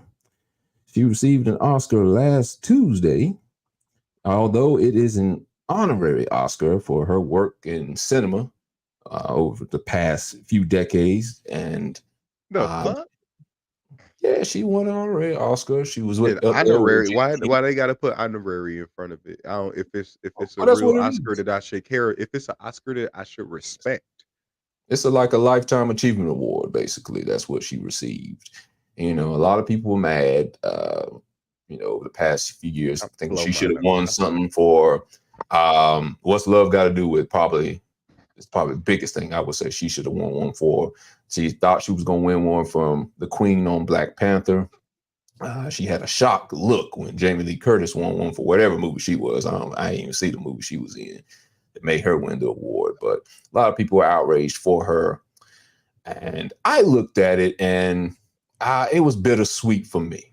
And the reason why I say it was bittersweet, because I want her to win an award based off of a movie that she actually played in, not, Lifetime Achievement Award.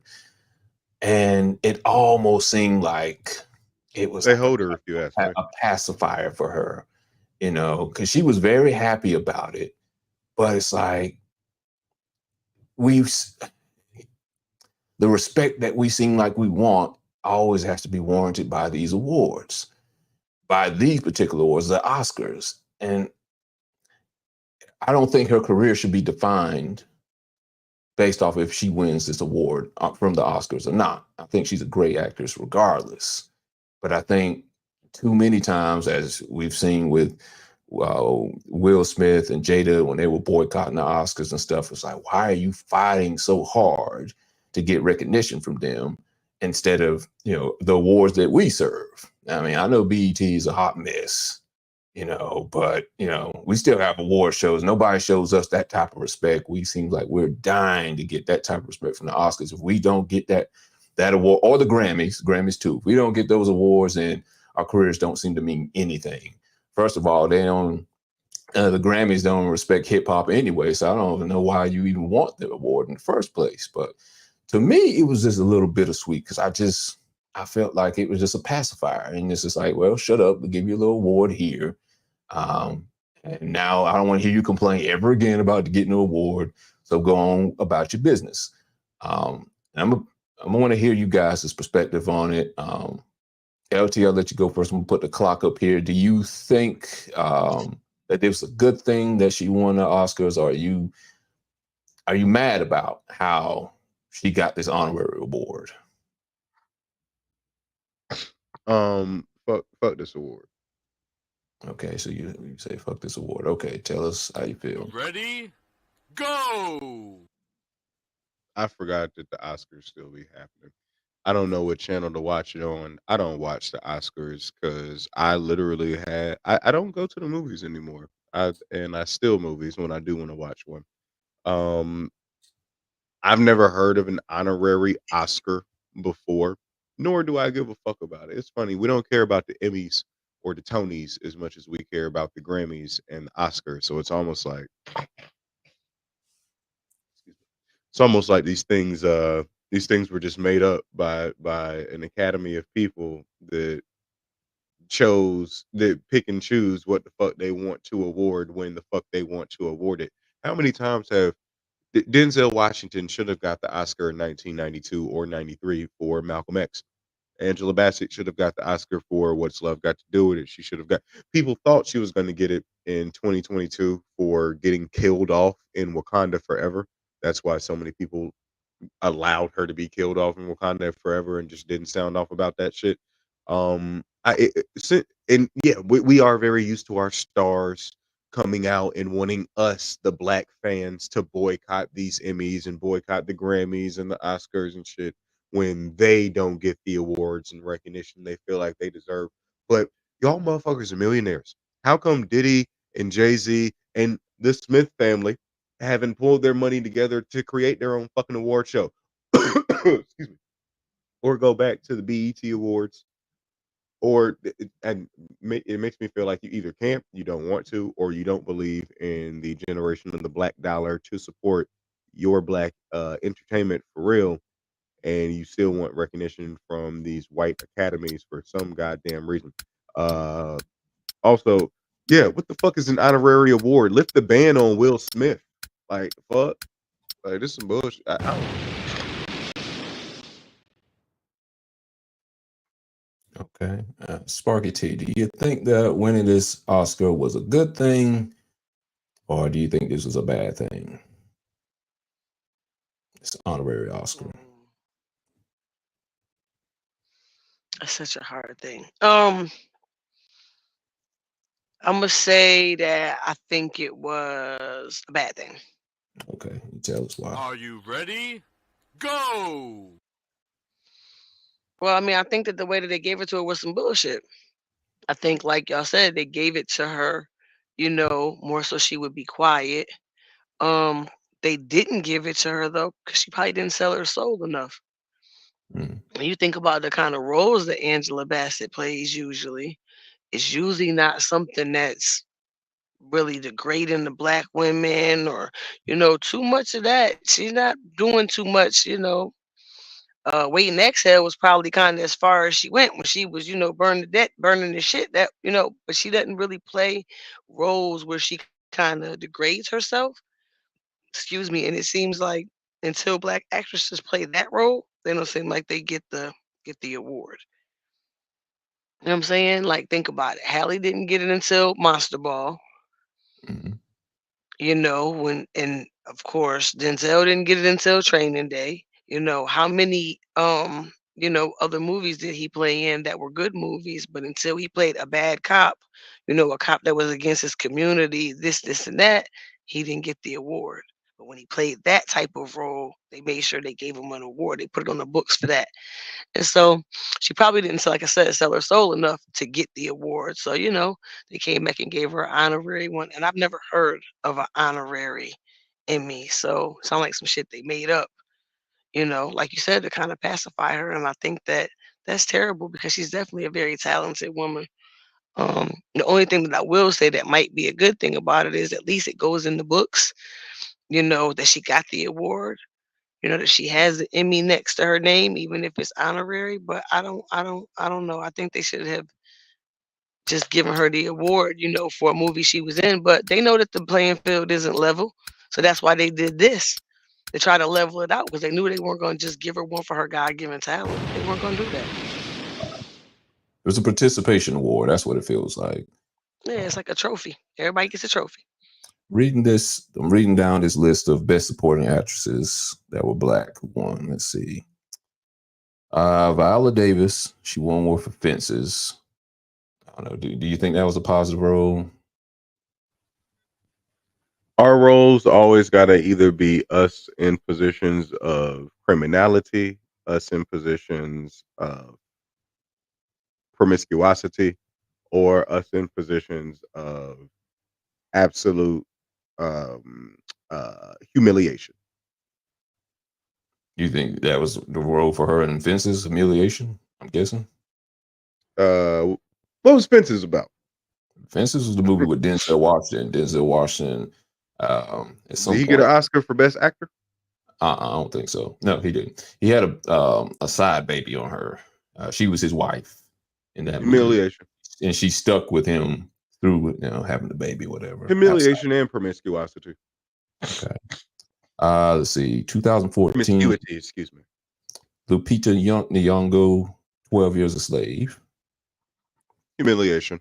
Let's see. Octavia Spencer, 2012, The Help. Again, there's leads of these movies that should be winning Best Male Actor, but nothing. Like Denzel Washington can't get Best Male Actor. If we're giving Viola Davis Best Supporting Actress, why in this film you're telling me Denzel Washington shouldn't have won Best Actor? All right. Oh, there's a lot he should have won for.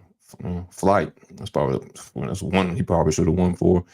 Octavia Spencer for The Help. That speaks for itself. Monique, 2010. Precious. Monique and Precious, that speaks for itself. Yeah, that's criminality. That was sick. That was depravity. That was, This one may be okay. Jennifer Hudson and Dreamgirls, 2007. think about how Effie was treated. They can't all have like happy endings in the movie. I don't have None of them do. That's the thing. None of them do. We don't have La La Lands. You know what I'm saying? We don't have the Notebooks. Ghost, Whoopi Goldberg. Get the fuck, Red. You're not even being serious no more. Stop. Get out of here with this list you mentioning. Because Ghost, nigga, that's a fucking comedy. That's a fuck. The fuck, nigga. R.I.P. Patrick. Hey, he's an actual ghost now. Damn. Yeah, she was a psychic.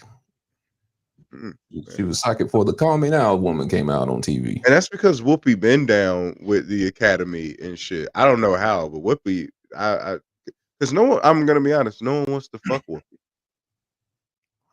Somebody does, man. Mister did. I mean, I'm not. Ain't she I'm married not to saying- Ted Danson? Well, she was. Well, Was she? She was married I don't know to if she was Cheers. married, but I know they dated. I don't. She might have did marry him for a brief She was second, for married a to couple months. Cheers? I think they did marry for like a few months. That's And then wild as shit. that issue that came out where he wore blackface at the Friars Club, that kind of dissolved their marriage. So After let that. me not say no one. The wealthy elite didn't want to fuck Whoopi Goldberg. Yeah. Oh, that remember see Ted Danson. What was that movie? Not Coming to America. It was a movie with Will Smith and Nia Long. Whoopi Goldberg was the parents, and Ted Danson was dating her in that movie. It's a good movie too. Couldn't tell you. Now I gotta think of that movie. That's coming to me. It's bothering me now. But this one's a very obvious one. And I'm gonna say I've never watched this movie until about a week and a half ago, because sometimes I get into an old movie kick. Gone with the Wind, Hattie McDaniel. I'd never seen it. I wanted to see what the big deal was. Sometimes I like to see period pieces and see what made it so popular back then. What kind of language did they use back then? Oh yeah, boy. Shit is corny as hell. I'm sorry. Like, I know that these films are in like the fucking AMC 100 and whatever the fuck greatest movies of all time. But I had to watch these shits in like the 7th grade for, some theater class, film appreciation class. I had to watch The Sound of Music for music class. They're doo-doo butter. They're garbage. I'm gonna be honest. Casablanca, not that hard. Not that, you know what I'm saying? Not that John Blaze to me. Not that great of a film. Not saying it's not a great film. But to me, in my eyes, I'm not watching that over Enter the Dragon. Yeah, you got to watch it in the lens of the time. That's you can't watch it with the day's eyes. See, and that's the problem for me as a black man, because all these pieces from this time, for me, you know what I'm saying? Watching shit in the 20s, 30s, 40s, 50s, it don't really get good for me until it's black exploitation. Until it's, say, honky, won't you get out of here, you jive time member, Jimmer? Yeah, well, you definitely gonna feel about this if you watch Gone with the Wind, because that is the personification of Mammy. And I looked at some comments that talked about the history of Hattie McDaniel and how she wasn't able to sit on the side of white people to try to get her award for that night. How before she died, one of her last wishes was to be buried in the Hollywood cemetery, and they denied her because of her race. And I see people were commenting about it, talking about, oh, I feel sorry for her, but dang, she did a good job as Mammy in the movie. And I was like, what? I'm like, and it's offensive to even hear somebody say that. And this is not black people, it's white people talking about that. Oh, she did such a good job as Mammy. No one could have played that part like her. She deserved that award. I'm like, that is so horrible to say. I'm saying we only deserve the award when we go through one of those processes that I already outlined, like the humiliation process that a black person is forced to go through when they want to join the world of theater and become an actor is it's fucking ridiculous. Like, Halle Berry didn't get an Oscar until she showed us her tits. Denzel Washington didn't get an Oscar until he played a crooked cop in Training Day. Mhm. What other We who, got what other black dude got an Oscar? we gotta What he see. did? I'm gonna read the best leading actors from 1964. We got Sidney Poitier, Lilies of the Field. You're Sidney Poitier, always been a respectable black dude. He British though, so they know that he goated. They know that he come from he knows where he comes from because he comes from the quote unquote Queen's land, and that's the only land that America actually answers to. Got Jamie Foxx, Ray. Love that movie. Had to play a drug addict. Go ahead. He was not a drug addict per se. He was Oh, he was a drug addict and a misogynist and a woman beater. You right. yeah, as well as a very classically trained pianist and artist of R&B. Forrest Whitaker. Now I never seen this one. The Last King of Scotland. Never seen that. Last King of Scotland. It don't even sound like he need to be there. It don't even sound like he need to be there. What the fuck, Forrest? Let's What see. the fuck? And the I last bet one, you he died at the end. I bet you he died. probably. It The said last one last. was Will Smith for King Richard, which I maybe by myself on this one. I thought he did a bad job of playing Richard. I didn't think he mimicked him great to me. He looked like Will Smith. Been down with the cat like him and his wife be the main ones ready to boycott try to lead a fucking boycott when they don't get acknowledged at the fucking Oscars and shit. And it's so like I didn't see King Richard because I thought, why the fuck do we care about Venus and Serena dad? Like, why we not telling their story? Like, I get it. Like, the fatherhood story is not really a story that gets told too often, but like the most interesting about Venus and Serena Williams is Venus and Serena Williams, in my opinion. I don't know. I'm stupid. I'm outside of this. I disagree with that. We don't have enough stories about good fathers at all. This was I'm not okay. a So good you know story what? that should have been Just say that told. we don't. But again, this being the film that he gets the Oscar for, have you not seen I Am Legend? You ain't see I Robot. You ain't see all these amazing ass films that Will Smith is 7 pounds. Pursuit of Damn Happiness. All these Pursuit of Happiness, I amazing can ass agree with. films that Will And that Smith was a is. true story too, so I can agree with that. I don't know so much about I Am Legend. I mean, I guess you can win for something like that too. But King Richard, that was a true story. I think that was a story that needed to be told because a lot of times you never hear that side told about successful people about how good the father was, a black father. I just didn't think he did a good job acting. A black father riding the coattails of his kids. He also had to protect them though. He was in Compton. He had to protect them day and night. He got his behind whooped trying to get them time to even practice tennis. He would get beat. Okay, so thank you. Humiliation. Thank you. Oh, come on. You gotta have a little humiliation. That's what makes dramas good. All dramas have humiliation in it somewhere. And that's the thing. We didn't. And he came out on top. And our stories are always drama. Mhm. Our stories are never fantasies. Our stories are never science fiction. Our stories are never biblical. Our stories are never epics. Our stories are always drama, comedy, or rated M for mature. Mhm. With that be going back to what we were saying about Angela Bassett. So I think this was more so of a participation trophy.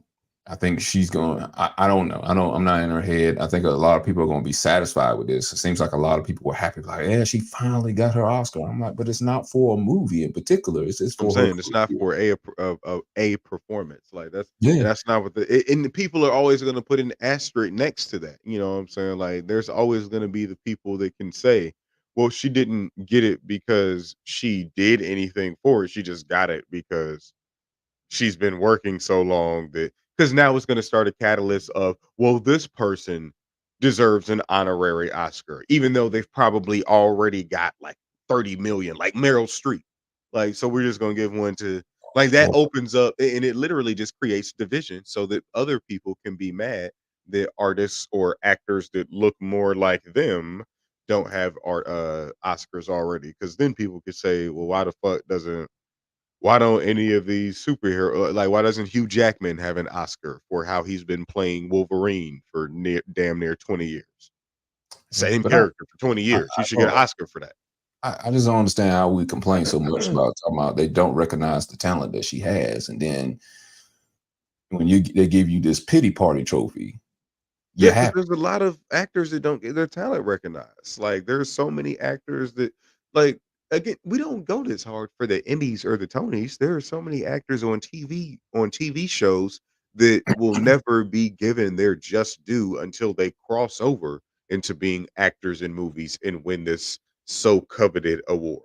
But you mean to tell me that the motherfuckers on General Hospital and the motherfuckers on what's another good dramatic show that gripped the people on Lost didn't have the nation gripped for a whole segment of time? You telling me Kim Coles didn't deserve an Oscar for her work on Living Single? an Oscar. You mean an Emmy? No, an Oscar. All of them. You don't get an Oscar for TV shows, though. Well, you know what? Think it's about time. And again, let's get rid of all of them. Like, why not just combine? Like, I get it. You want something separate for TV, but no one cares about it. It literally just makes people feel like the most important thing is the movies because you got the Oscars for the movies, the Emmys for what, TV shows. and then the Tonys are for because it's an EGOT. Ain't The it Emmys, Broadway? the Grammys, the Yeah, Oscars, okay, It's the Tonys are for Broadway. yeah. all right, word. Grammys is the other, the G. Grammys is Grammys music. is Word. music. Yeah, Tony's is Broadway. All of these things could be the same damn night on some real shit. They could be the same night. Just make we do a 3-hour program That every show would fucking week. last I don't until 3 days later. They would never end that show. Somebody would come up on the stage and slap the host all the time because they'd be ready to go home. It's like going to church or revival.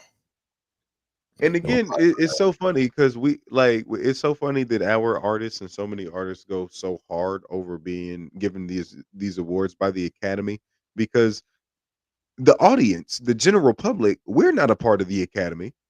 Nobody has ever come to my door and asked me to vote on what I thought who I thought the best actor of the year was. The only people who give a fuck or who do that for the regular populace are the MTV Awards, the Teen Choice Awards. Like they literally put it in the name, the Choice Awards. Like they have websites set up so you can go vote for your choice of the best person. The so it's so funny that Jada Pinkett loves hopping online and telling us to boycott the Oscars and all of it. How? How do I do that? I mean, yeah, we could just not watch it, but we're not like we as watchers, we as viewers, we're not active participants in the voting process. And we'll never be given access to that until we ascend to these ranks of Hollywood eliteness to where they're actually sending us and yeah, for the 85% of us that's just never going to happen. So it's weird that we're even in the state of still trying to please or that they're in the state of trying to please people that aren't the ones going out to buy the tickets for their films. They're not the one, and that's how you know it doesn't really mean shit. You could have because if that's the case, Marvel movies should have been winning Best Picture of the Year or Film of the Year for the past decade because they're always the highest grossing films of the year.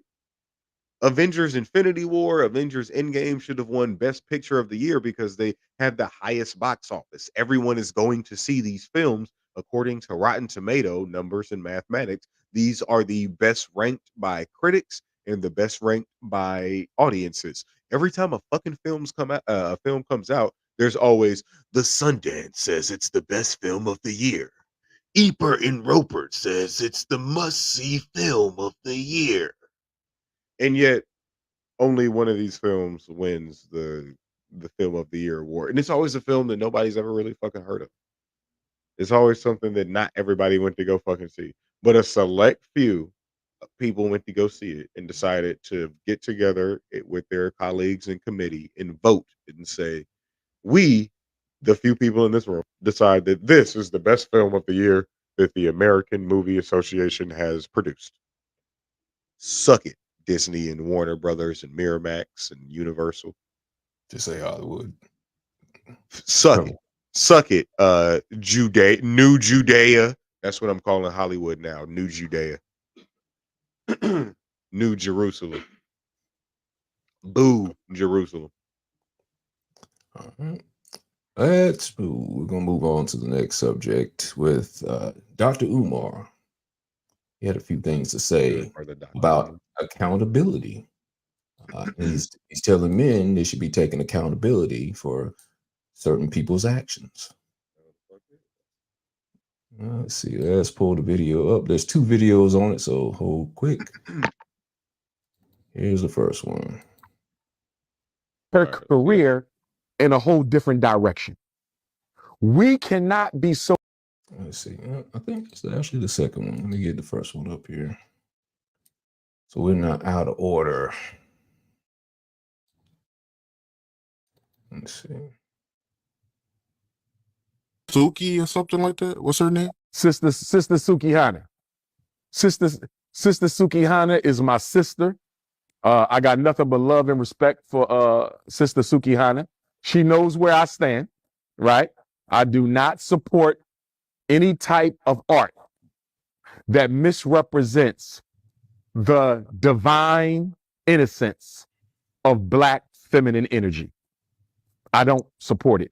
At the same time, I want the community to understand that my friendship with Sister Sukihana or anybody else is not a friendship where I'm condoning the art. It's a friendship where I'm building a relationship of communication so that I can introduce some things that I would like for her to think about. And then maybe one day down the road, she might begin to see things differently. And part 2. Suzuki or something like that. So judgmental that we don't give people an opportunity to change. I don't know Sukihana's story. I don't know Sexy Red's story. She's never told me what she's been through as a Black woman, but I know what Black women go through.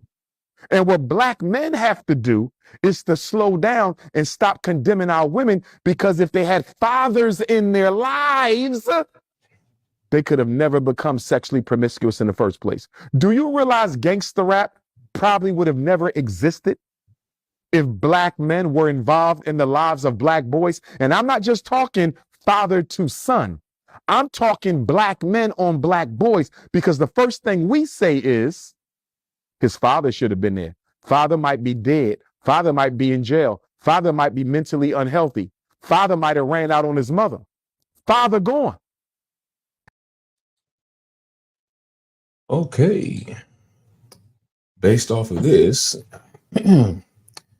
he's saying should guys, or if guys were in the home, help raising the kids in the family, that women we would not have promiscuity out there with women. They wouldn't be out here showing their bodies off, doing OnlyFans, being strippers, prostitutes, whatever, if men were in the home more. And we should not condemn women for their actions, for the way they are acting, because the men weren't there to take care of them. But so, based off of this, do you agree with what he has to say? Or do leave it or medicate it? Leave it if you agree with him. Medicate it if you disagree with him. LT, I'll start with you first. Do you agree with his assessment, basically saying if men were in the home, with the families, taking care of their daughters, that women would not be acting like this? The ones that he's talking about, particularly like Sexy Red, like a Sukihana, that they would not be promiscuous. They would not be. I didn't know those were 2 different people. Yeah, I totally motherfucking agree with the good brother, Dr. Minister Reverend Omar. Okay, let's see. Tell us why. Ready, go. Back to the mandate from the CIA in the mid to late 70s. The primary target of the Black family was the Black child. The Black child can be a little boy or a little girl. The first mission or the first protocol was to eliminate the black male from the household. That is your protector. And for a little boy or a little girl, that is the first person that teaches you how to respect yourself. Your father is where you are learning your basis of how to carry yourself with respect is coming from. Yes, you can always learn this from your mother, but your father is that physical embodiment of being able to protect yourself uh internally and externally that a little boy or a little girl gets. They're that first step of I'm not going to like because you see that in relation to how your mother acts with your father. And because we have been lacking in the household, our women have been more susceptible to having to lower themselves, do things that are not respectable to generate forms of income. That forces the young men in these households or the little boys in these households that when they become young men, they're trying to do things that a grown man would do. They're having to be the husbands for these women that don't have a grown man in the house for them. And the young women, they or the little girls that become young women in these households, they end up butting heads with their mother and not having an opposing energy to their mother there that they can also turn to for protection, for authority, for understanding that is going to not only help them understand themselves and that opposite energy within them, but help them understand the opposite sex that they're eventually going to go off and pair with. You're missing essential things when you don't have that other half of where you come from. You need both foundations of your origin. Okay. Sparky T, you there? I am. Okay. Do you agree with what the good Dr. Umar had to say? Leave it. If you disagree, medicate it. That it's the men's fault for not being in the homes for why certain women are acting like a Sukiana or a Sexy Red and being promiscuous in the streets. Okay, I'm gonna leave it. Okay, tell us why. Are you ready? Go! I think that having a man in the home, especially for young women, growing up as little girls, things like that, the man helps you, the dad in the home helps you get that baseline for how a man is supposed to treat you. The man in the home, that's the first person that's supposed to court you. Your dad is supposed to, teach his daughter how she's supposed to be treated by the other men in her life.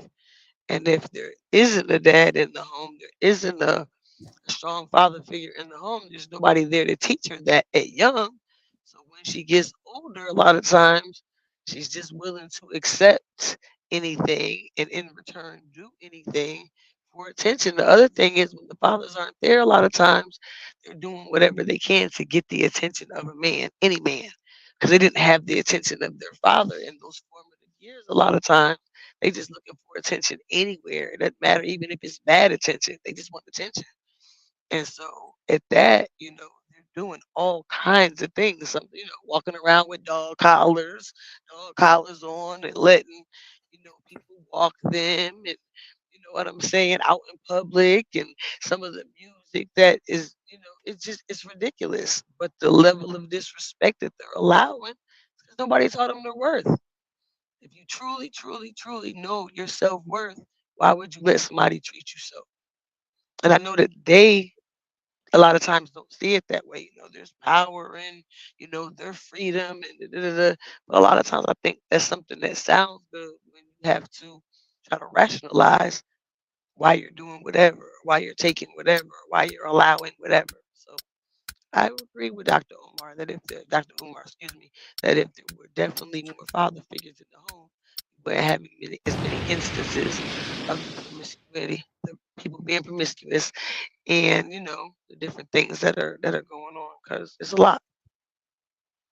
Okay. I'm going to leave it. Are you No. ready? Go! Of course,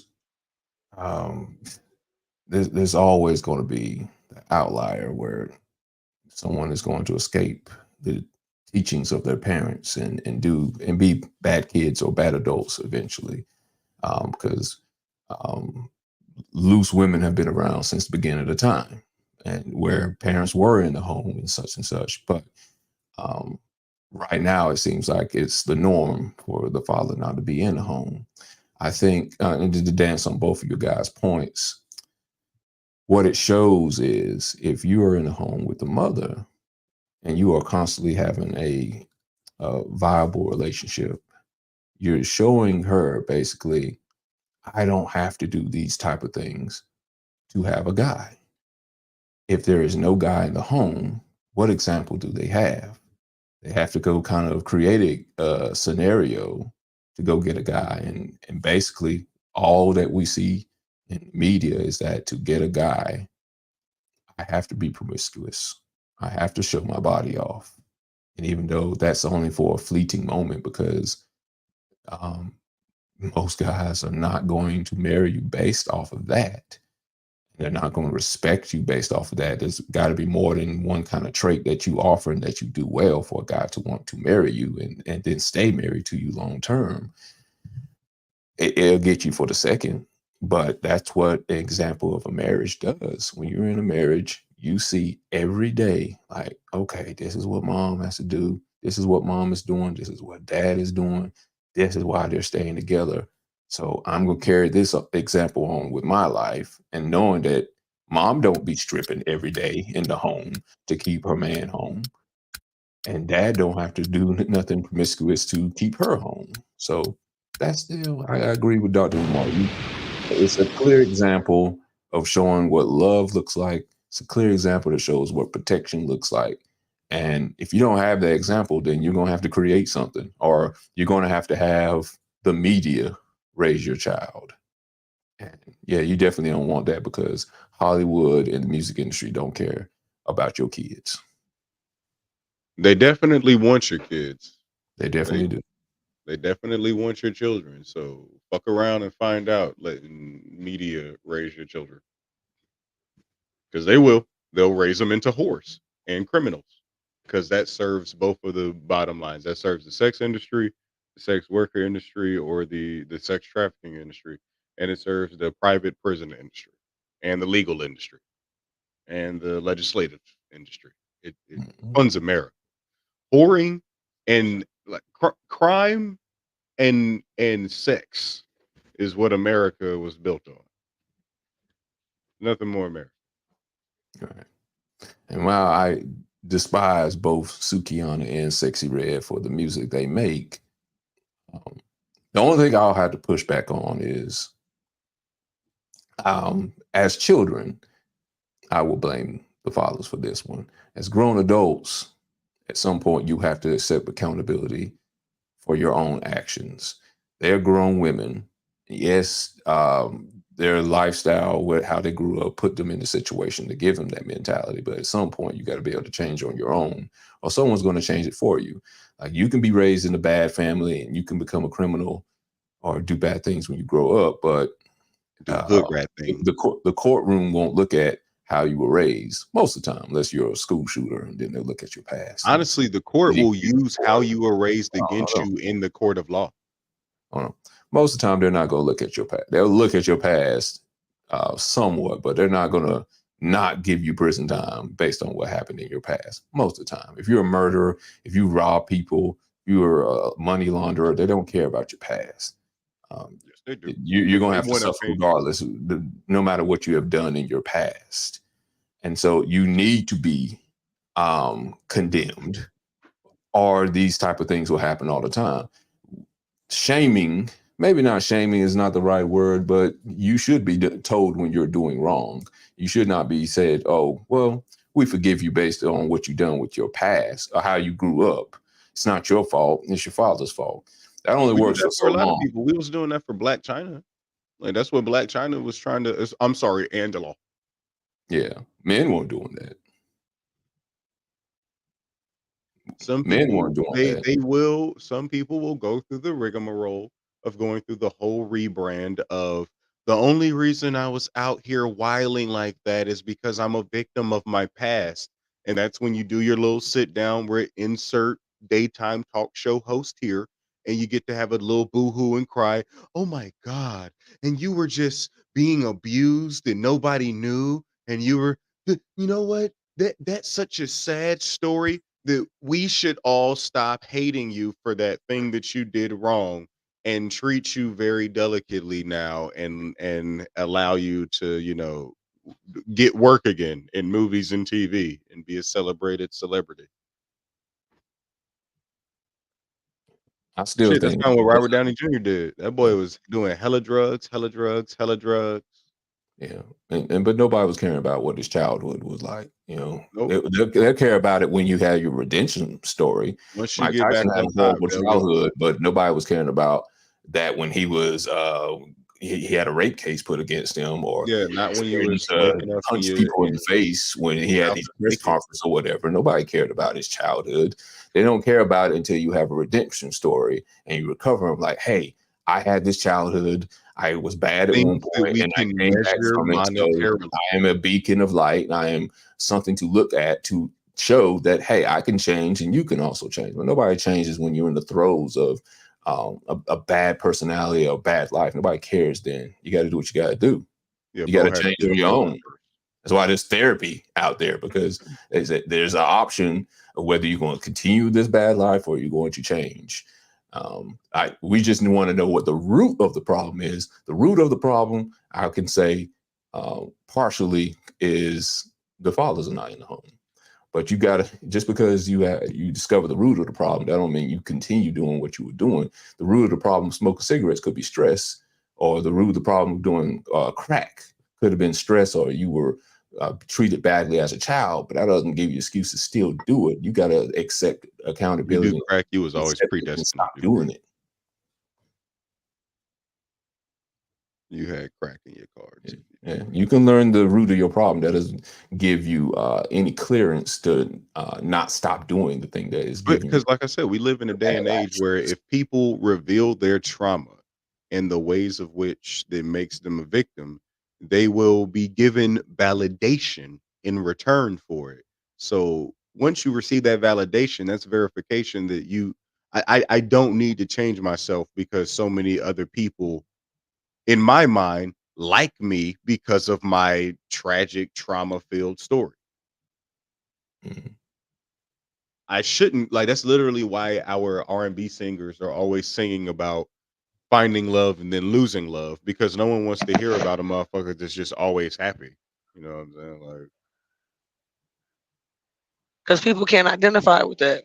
Misery yeah. loves company. So, they want to hear about your bad times and this and this and that. And I think sometimes it's because it makes them feel better because their times ain't quite as bad as what you singing about. Right. Yeah, you're right. If a rich person is going through bad stuff, that makes me, as a not rich person going through bad stuff, kind of feel like a rich. Me and that rich person are the same. I'm gonna go support them with my money. Yeah, Mary J. Blige went through that for a little bit when she was starting to make more happy music, and people were like, "Man, I've seen comments where people was like, man, I hope she has a breakup or a divorce or something because this music is too happy." I'm like, this don't fit for my needs. They be saying this shit about Summer Walker. They be like, "Ooh, oh, she just got cheated on. I know her next album about to be fire or some shit." And it's like, why do you need pain, trauma, tragedy to happen to your favorite artist? But like this thing, like the fact that people are still wanting to hear new music from Kanye, and this motherfucker just did so, like, in the past 2 or 3 years, he's literally said so much. The fact that y'all still want to dance to some shit that this nigga got to say is wild. I like, the only reason you're making this album is because now you have to pay $20,000 a month for 4 children for the next at least 10 years. Like, I don't believe this album is coming from a place of you genuinely wanting to make music. It's coming from a place of you got bills to pay. Because you did so much yelling about, I hate having to make music, that I don't have no control over my music. I'm not as wealthy as I would like to be. Now I'm the wealthiest person. They took my wealth from me. Yo, the Jews are behind it. Like, you went from saying so much to now you're just doing the typical things you do for an album rollout, beefing with other artists, sharing text message conversations, doing these long rants on popping up at different or album press parties, letting people hear it and doing a long rant that you hope will go viral, just in hopes to generate buzz for this fucking album that is only going to be a pale product that you hope will generate income for you to at least not have to think about all the pain and trauma that you put yourself through in order to generate this source of income. It's paradoxical. How much credit or blame do we give to Sukihana and Sexy Red and whoever makes the same type of music like her for continuing to do the type of music? It sounds like Dr. Umar was absolving them of all blame based on how they grew up. I don't think you can absolve them of all blame. They grown women, like you said, they grown women. At some point, they made a decision on what type of music, what they were going to put out. You know, and now granted, they may have, you know, had a little bit of pressure put on them. You know, if they wanted that deal, it needed to be this type of, you know, styling or this type of whatever. But I think they be doing some of that, and a lot of it, it's about saying is for shock value. You know, who can say the wildest, craziest thing so it can go viral, so you can get the most reactions, so you know your fans are reacting the most or whatever. Like it's really about that 15 minutes of fame. You know, you want it to be so outlandish and so that it can't help but people can't help but talk about it. I was saying earlier, it doesn't matter if it's a negative attention or positive attention. You just want attention. You just want to be relevant. You just want somebody to be talking about you. It doesn't really matter what they're talking about. You just want them talking about you. You just got people going to your page. You got people going to check your social media. It's still giving you hits. Your numbers still running up. You know, you're still being able to be used as a marketing tool because your numbers are, you know, your followers going up, your page hits are going up and all of that because of the controversy that you start or the controversial way that, you know, you're carrying yourself. And I would have to go back to the root of the problem. If the father wasn't in the home and then they probably have low self-esteem or don't have respect for themselves, then that's why it's so easy to do things like that, to try to say something outlandish, to try to just get views and try to get people to admire them or whatever, because they don't have any respect for themselves or they don't have any confidence in themselves. And that probably would not had been a thing, at least not as much, because, you know, most people on social media are looking for responses, some capacity. You want to know why he blamed black men? Because for too long, especially, again, always back to the hip hop industry, even bleeding into the sports and entertainment industry, these type of women are the types of women that we've been shown to be attracted to. The ones who, or at least we have them all in our videos. Like, you don't have fully covered up women in your hip hop video. Right. Like, you're not rapping about the woman with respect for herself. Yeah, but the guys still, I will give them that for the hip hop industry, because we should have still been in control of that. Men should have been in control of that. If they felt like that was going to be selling a piece of their soul, if that was going to be degrading the community, then we shouldn't have done it. So I agree with 100% what you said with that.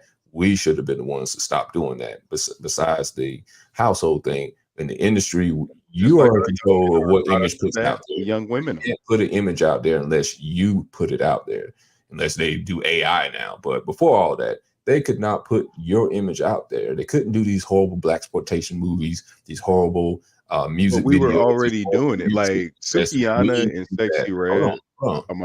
Unless you put yourself out there. I always said this, just like the drug dealer. The drug dealer is nobody without the product. And these corporations, these music, is Hollywood is nothing without the product, that product being black people. You can't put a product out if the product doesn't want to be put out there. So I will give them that. Black guys is the reason why this image is being pushed out there for us. And I'll say also the women too. Because we put these type of women in the videos in the 90s. It's just now women have put their own lyrics behind the image, and now they've taken control of it now. That's the thing. They don't Yeah. have control of it. My bad. Go ahead, Sparky. No, you go ahead. I was just gonna say they just decided that instead of somebody else making money off of their image, their body, or whatever, they would Right, not exploit themselves, but shit, they gonna be the one to make money off of it. right, But it's right. still what you were gonna say. I think at the control of somebody else. It may not necessarily be because they want to do it. Sometimes it's the end of just like, you know what I'm saying? Like the end of justify the means, so to speak. Sometimes they do it because that's the only way they can get on, you know, Yeah, and it doesn't make it any better. It's still selling your soul, but you know, they may be in a situation where you got kids, you got to take care of, you got this, you got that. You're trying to get up out. You're trying to get up out of the hood. You're trying to get your kids up out of there so that they don't live the same thing that you lived, and they don't have the same experiences.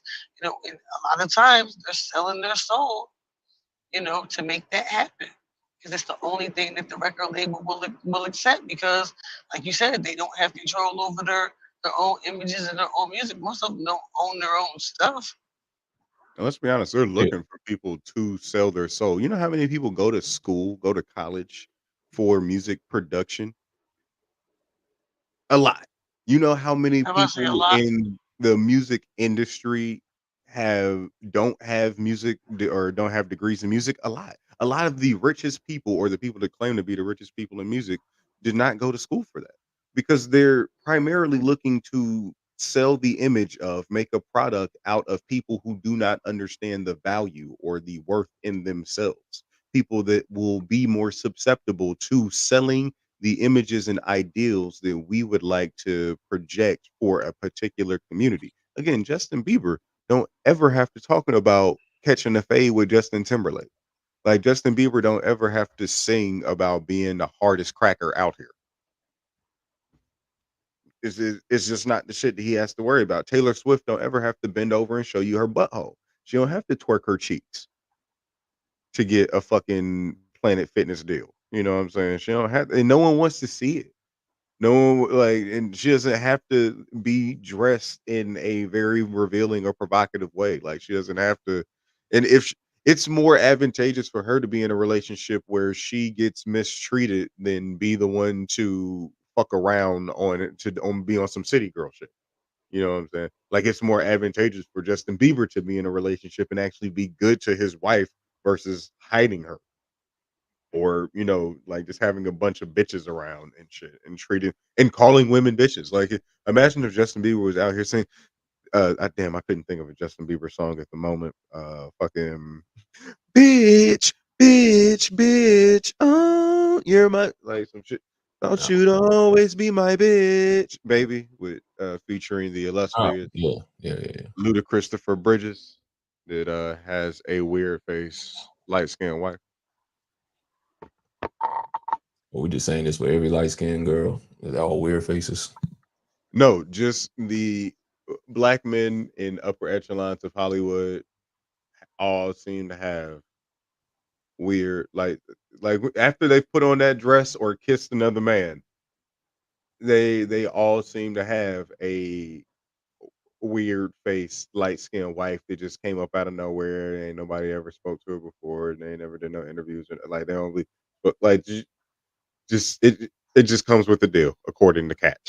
It comes with the you sign up for the holiday. You sign up, you put on the dress and the wig, and you kiss the man, and then they give you a couple $1 million over a set amount of films that you have to do to get paid that.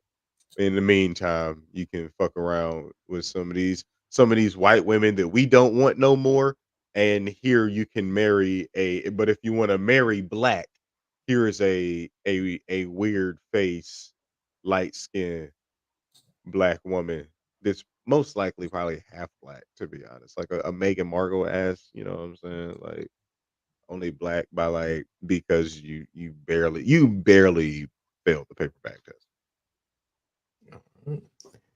Let's You like move wet to paperback. the last subject for the day. This is either a lesson for us or this is something that Sparky May has gone through in her life and dating she's gonna give us her opinion when she see this video. Say, does this happen a lot? Does it get on her nerves when it does happen? If it does happen, let's play the video right quick. This is about how this lady is talking about what guys, how they text her in the morning and what they call her and such. But I'll let you watch the video. Morning you into fucking. It's never gonna happen. That does not work. We hate that. Don't text me good morning every morning. When you text me good morning every morning, you know what I think? You have a rotation of bitches and I'm just in that line. You gotta be to work at 5 a.m. So what? I sleep too. I don't want your ding ding ding good morning and I wake up in the afternoon. It's very annoying. And it's nothing special about it. Like, why are you saying, like, it's just dumb. And the Grand Rising shit, the Queen shit, don't like any of that. And they are Grand Rising Queen. Pray that this sunrise, yes, it's some deepy weird shit. I don't know. I'm not into it. You call me Queen, we done. I kid you not, I'd rather say good morning, bitch, than good morning, Queen. Grand Rising Queen. Good morning, bitch. Because it's something ain't right with it. Smells of sage. Just be regular. What is the fucking point of telling me good morning every morning? Tell me. Stupid. That's how men are though. You know what I think they think? I'm gonna say good morning. Damn, I wish I could get some brunch dick. Come on over, nigga. Never gonna happen. Like, it's stupid. Even talking about it is irritating the fuck out of me. It's ridiculous. Why is she so mad about? See, this is the kind of this is that disrespectful thing that it's like, I don't even want to deal with you because you're disrespectful for no reason. Like, not on an extended basis. Like, you might be cute, you know what I'm saying? Like, this might be, oh, you got some, oh wow, like this might be entertaining for like 15, 20, 30 minutes, or like, you know what I'm saying? But that's what I'm saying. Imagine having to hear that 23 hours out of the day. like, so I'm supposed to call you a bitch? Like, I'm supposed to greet you? Like, so what's the difference between good morning and good morning, bitch? It's more direct, more Because real. it's like, it's again, you're No, asking. she didn't want you to call her Queen. She didn't want you to say Grand Rising Queen. She would rather you say good morning, bitch. Okay. But she started the thing with like, good morning. Like, what are you saying? Good morning. Yeah, and I think what she was trying to say with that is that Okay. dudes that, okay, I think what she was trying to get at with that is, if you hitting me up every morning to say good morning, kind of like out of habit, like not one of those, I thought about you and this and this and that, is more that, well, I'm gonna go ahead and just say good morning. Like she was saying, she think it's a rotation. Like he go down the list of all the chicks he talking to and just say good morning to everybody. It's kind of like when somebody say I love you over and over and over again, so it don't hit the same. Because every time I love you. Every time you get off the phone, I love you, baby. Motherfucker say I love you. That means it's like, well, damn, okay. Like she said, it's not special anymore. It's not something you're just doing for me, or it's not something that's special to me. It's something that you just throw around so haphazardly. It's like they don't hit the same. Is what she was saying about the good morning piece. Now, as far as that whole good Grand Rising Queen and good morning, bitch, I'm gonna need you to not be saying good morning, bitch. Hello, I'm gonna need you to not be saying that. What the fuck? The fuck? Like what? Nah, there's nothing wrong with Grand Rising Queen. And I think what she was trying to say is, but that goes to show you where she's at. And I say that because, you know, she's saying there's something that's basically just not genuine about it. Always saying, smelling, well, you know, that go to show where she's vibrating at. That go to show what she's into. That goes to show how, you know, woke she is, or if you, for lack of better words. But, you know what I'm saying? That goes to show where she's at with her own sage, you know, or looking at herself as a queen. Because if you bothered by somebody calling you a queen, clearly you don't see yourself as such. Because if you did, you wouldn't be bothered by somebody calling you that. Like,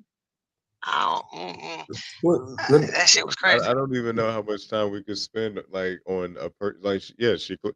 And it's sad because I don't know how old she is. Like, I just looking at her face, she doesn't look to be in her 20s. I could be throwing stones, but yeah, to be at that level in life and have that kind of mindset to where you you would rather be acknowledged by something that is inherently disrespectful. Like, again, are these things that you want your child to call you?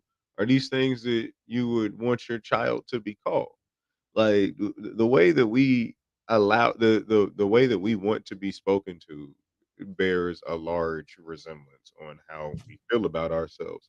And if you have such a problem with someone, if you feel like there's disingenuous intention behind someone calling you something gratifying, then and you're actively seeking to be called something disrespectful because you feel as though that's more genuine, then you genuine feel like the men or women that you interact with are disrespectful and of a low caliber like that, and for some reason you still see a need to engage with that. Like your conversation isn't about, it's not even it, because yeah, she didn't even give a way of which to say good morning, because would it really be good morning, bitch? Would it really be like that's and I guess I don't know, maybe you should like Really, I've seen this mentality where if a guy is, and it's probably true in some cases, but where if a guy is being too good, being too nice, being too caring, giving good morning queen texts and stuff like that, that oh, he must be doing something, or he must be cheating or whatever like that. I've seen women say that, like he's trying to cover up something, like he's trying to yeah, I've compensate seen for women say something. that too, and those women literally hate being treated well. They think they literally judge a man and his masculinity by how you disrespect me as a woman. I'm a woman. I'm lower than you. Treat me like that. That's Well, literally the Shit. level of which they judge men or judge manhood. well, I'm gonna ask Sparky. You give me your Mhm. opinion on this. Okay. I've also seen this too. Let's just say somebody you go on a date, and the day after, and y'all still getting to know each other, but he gives you a good morning queen. Um, and to me, two things I kind of get out of that is, one, you might be trying too hard to try to lock her in by calling her the highest value of a person you can call in society, and two, when you do that so early, I feel like some women kind of feel like if you're doing it after the first date, then are you calling a bunch of other women like this after the first date too? So now you're also making the moniker or the title lose its value, because what have I done to earn this title in your eyes after one date? It could be though that just that he sees women, black women as queens, period. That might be where he's at. That might be the person that he is. There are, certain people that's how they look at themselves as kings and they look at women as queens. So they may address you as such because that's really who they think that we are, that's who they feel that we are. If that's who you really feel that we are, what's wrong with, addressing each other at that? It's terrible that we have to, that when we address each other as something good, it's got to be something wrong with it. It's got to be an ulterior motive. It's got to be it's a shame that it's got to be like that. It happens. It happens a lot. I understand that, that's kind of where we are, but it's still a shame that that's where we are. It's that we would rather be and we expect to be treated negatively, roughly, disrespectfully, and all of that. That when somebody comes at you and treats you good, you automatically give them the side eye Yeah. and And I wonder think, what he wants and why and this and that, and and I think that some of that also though comes with what you think about yourself. yeah. Because if you think about yourself with some worth and somebody call you talking about good morning, bitch, you have a problem with that. So that's why I say that has to do with where she's at. Where she's at. So that's why, that would be acceptable to her. And that's why somebody calling her a queen is yet a problem. Because clearly she don't feel like a queen. Because if you felt like a queen, you don't have a problem with somebody calling you queen. And Somebody in my, I'm sorry, I'm gonna cut you off. Somebody in my everyday life, he's a young guy. yeah. And he addresses me from time to time. Good morning, queen. Good evening, queen. That's, he's into that. That's just who he is. He thinks of himself as a king. He got his third eye tatted, where it's visible. That's how he moves. he thinks of women as black queens, so he doesn't see a problem, with calling somebody a queen. I see myself as a black queen, so I ain't got no problem with calling me a queen. Call me, nobody that resonates with me. It does. I when I was in Africa, I felt like yeah, I had been my soul, my ancestors, that is not a problem for me. That doesn't come across as cheesy for me. But that with anything else, if you use it too much, I think it loses some of the weightiness of it. And I don't think that that's just with the word queen. I just think that that's with if you do anything too much, it kind of becomes corny or becomes cheesy, or it loses the specialness of it because it's not so special anymore. You do it all the time, say it all the time. I don't know. I think it's kind of a catch-22. I also think that doing it, like you said, after a first date, I think that's a bit much. And not even just the title queen, just you like you said, you reaching too hard. You going too hard. We're not that familiar with each other for you to be texting me good morning early in the morning. Because like she said, she sleep till 2 or 3 o'clock. Don't be texting me. We're not that familiar, so don't get that comfortable. Yeah, and that's how I was kind of going with it. Is I'm picturing her situation. It is not just dating. I'm picturing that she has hundreds of DMs from guys who are saying the same thing, and it seems watered down to her. And if everybody is, and I have no problem, if you want to think, if black women, you want to view all as queens and stuff like that, but it's like, what if we're all queens? Okay, what makes me more special than this other black queen? It's like, so if you're giving me this special title as queen, what makes me more special than other women you could be talking to? Am I on the top of the list? Because every woman, every man, and every woman wants to feel special. We want to feel like kings, but I want to feel like your only king. What would make differentiate that kind of thought process in a text in the morning?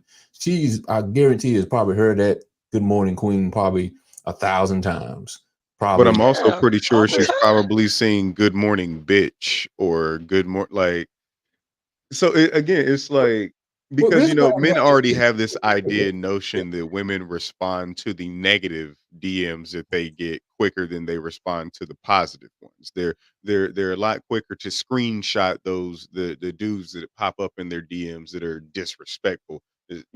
Immediately offer them money or call them out of their name or make a wild ass proposition of some sort to them. And women are a lot quicker to go back and forth and actually give those men attention. So it kind of goes back to something we were saying about being a little mean first, or not disrespecting someone and them still pursuing you in some way. Like, men have been able to see that, damn, that's still that kind of works for me more than being the nice guy. Like we always really want to say. We always really want to put the nice guy at the end of the shit. I hope she was being facetious just a little bit with the good morning bitch part. I think that's the message I got from it, is she thinks these guys are having an ulterior motive, that if they're calling her queen, they're trying to get probably in her panties, whatever like that. And they're probably calling 200 other women that same name. And she'd rather you just call me a bitch than call me a queen, because I don't think you being real by calling me a queen than if you just call me a bitch. I think that's what I'll put it like this. If a woman pops into my DM and say, "Good morning, nigga," I would not feel an immediate form of like I would not be attracted to that. Like, you know what I'm saying? If I, yeah, that's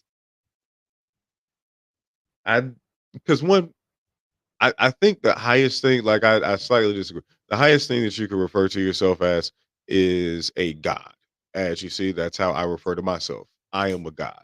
I know that I cannot greet and acknowledge everyone else's that, because that's another thing that people will say, oh, that's weird. You calling yourself a god. That's, oh my God, that's sacrilege. I don't be doing that. I believe in the white Jesus, all that good shit, all that. But you got like 6, 7 kids. You done stabbed a nigga or two. You know what I'm saying? You're not living close to God in any rendition whatsoever. But me calling myself and acknowledging myself as a god is weird to you. So I know that I can't acknowledge every woman that I would meet as goddess. But that would It would also, lose its value. Yeah. you know what I'm saying? Because yeah, they because one, I think it's a very hypothetical thought to introduce to say that, well, how many other women are you saying this to? And I know that that's a thought that some more insecure women could have. How many other women are you saying this to? So it's like, should I have just given you a dry hello? Should I have just given you a dry how are you doing? Nothing is going to make me stand out in a fucking text message. Nothing's gonna make me stand out in a DM unless I say something long and extravagant and deep. Like she said, that's the other thing. I don't like people that don't like that I communicate well. Like if the one of the issues that you have with me is that I know a lot of words and I use a lot of words when I'm speaking, especially speaking to you, then that lets me know that we're already not going to have good conversation. So like I would be disengaged. Like I don't get what I don't know what she's coming across. I don't know if she was referring to after a first date, and he's hitting her up like this. But yeah, it's weird that you- I, I we think even it's I think it's like somebody telling you I love you too early. Like somebody telling you I love you. The next I'm not gonna call you princess because that's something that you call a little girl or a daughter. Um, I mean, it was Princess Diana. She was a grown woman. Yeah, but to call, I feel like that's way creepier to wake up to "Good morning, princess." Like that's something that a dad calls his daughter. Right. I'm I'm just pretty saying, sure you I like. think Queen I've to called my her niece sounds princess like, before. I think Queen to her sounds like the equivalent of a woman saying "I love you" after the date. It It's like, it what do should. you love? What how you love me? I mean, I know I'm lovable, but what do you know that makes me lovable? And it's the What thing. It's like traits do you know that I am a queen? you You want to know, be treated. Here's the thing. Like it's always this. It's not just bitch. What about bad bitch? What about pretty bitch? What about? It's like you can put whatever word in front of bitch. It's still a negative word. Like we go so hard about these negative terms, bad bitch, real nigga. Like these are not things that we should want to be greeted as. You don't want you don't want your manager to greet you as a bitch. You don't want no one at work to greet you as a bitch, or you don't want to walk into nowhere and walk into a fucking Red Lobster. Good afternoon, bitch. Table for two, table for two bitches. yeah, and this is kind of what I was saying earlier. When you're trying to encompass what a good man is or a good woman is, it's several traits. If you're trying to find what a good bitch is, it's usually one single trait you can find on them, or a good nigga, whatever. You can find one trait on that person. That's It's also easy to find what a bitch and a nigga is, good. but it's hard to find what a good man and a good woman is. A And it's good hard. nigga, if you ask a white man, I'm sorry to cut you off. A good nigga, if you ask a white man, is a good slave. If you ask a white guy, yes. If you He's that's oh, that's a subservient. good nigga right there. Oh yeah, that's my top dollar nigga. That's a good one. He's one of the good ones. Right. But these bad traits that we're calling us and trying to make them good traits, bitches, I don't care what it is, it's always going to be a bad word for me. I'm not going to make that a good word at any point. When you look Right. for a dog, which is a female bitch, you just look and see she has a vagina or not. That's the only trait you need to know a dog is a female bitch. Oh, and she's in heat. Therefore, She's horny. She's overstimulated, so she's literally disloyal, which would make her disrespectful. but it's hard. It's easier to find traits for respect or admiration, as you might would put it, for these negative things than it is for someone who's good. You have to look for more traits to call out a good woman or a good man. And so respect is not easily given. And I think again, I'm trying to get inside this woman's head that she's wondering, well, what kind of traits have I shown you besides being a black woman? What traits have I shown you? Because you can be a bad queen, I guess. You can be a bad queen black woman or a good queen black woman.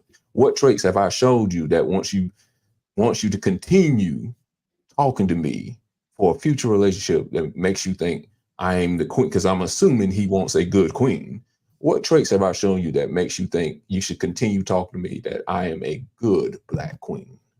And you don't have enough time after a first date to figure out all these traits. So she thinks these things are disingenuous when you're calling me queen after the first date, which I'm sure, again, she gets 1,000 of those in her DM or after every first date she's been on. So it's lost its meaning. It's lost its value. If that's the case, then everything like because what if I called you a word you didn't know? Can I do that? Yeah, as long as you tell me what it is. Because What it how do means. I know since we're adding hypotheticals, what if her thought is, why you trying to see? Because she already said you using all these words, you trying to be all deepy and like she didn't like that. It's like she really wanted disrespectful simplicity. Based off of that one trait. I mean, If she's judging you based off of one trait, then she ain't the one for you, dog. I don't know, like I just don't get how we've gotten to the point to where we gotta analyze what it means when someone calls you a king or a queen. Like that means you That's exhibit layers of authority. That means that you have a royal regalness to you. That means that I would like that means that you have a style, you have a stilo, you have a presence that commands attention, that has prestige to it. Like there are so many positive things that could be attributed to it, and then it could just be a term of endearment that we use as casually as bitch, nigga, homie, hoe, or at bestie, or like these other terms that we use to address each other. It could be just as blasé as that, but there are also very positive connotations that go with it that you don't necessarily have to question. And if your first response is to question someone trying to be someone expressing admiration to you, you're letting me know what you the way that this relationship is going to go, or this may go. That the only way that you're going to feel as though that you have my affection is if we're arguing, or is if I'm disrespecting you or you're disrespecting me. Like that's childish to me. To me, that's like when a kid throws a tantrum in order to let you know that they're hungry or that they want something. Like they backsash you or they talk back to you in order to let you know that they want your attention. They act out in order to get your attention. I don't have time for that. That's unappealing. That's unappealing as fuck. That's like, yeah, just like call me a brat, call me stupid, call me like, yeah, you want to be called something that you're not used to being called, right? Well, if you see yourself as pretty, you're probably used to being called pretty. So I shouldn't call you pretty.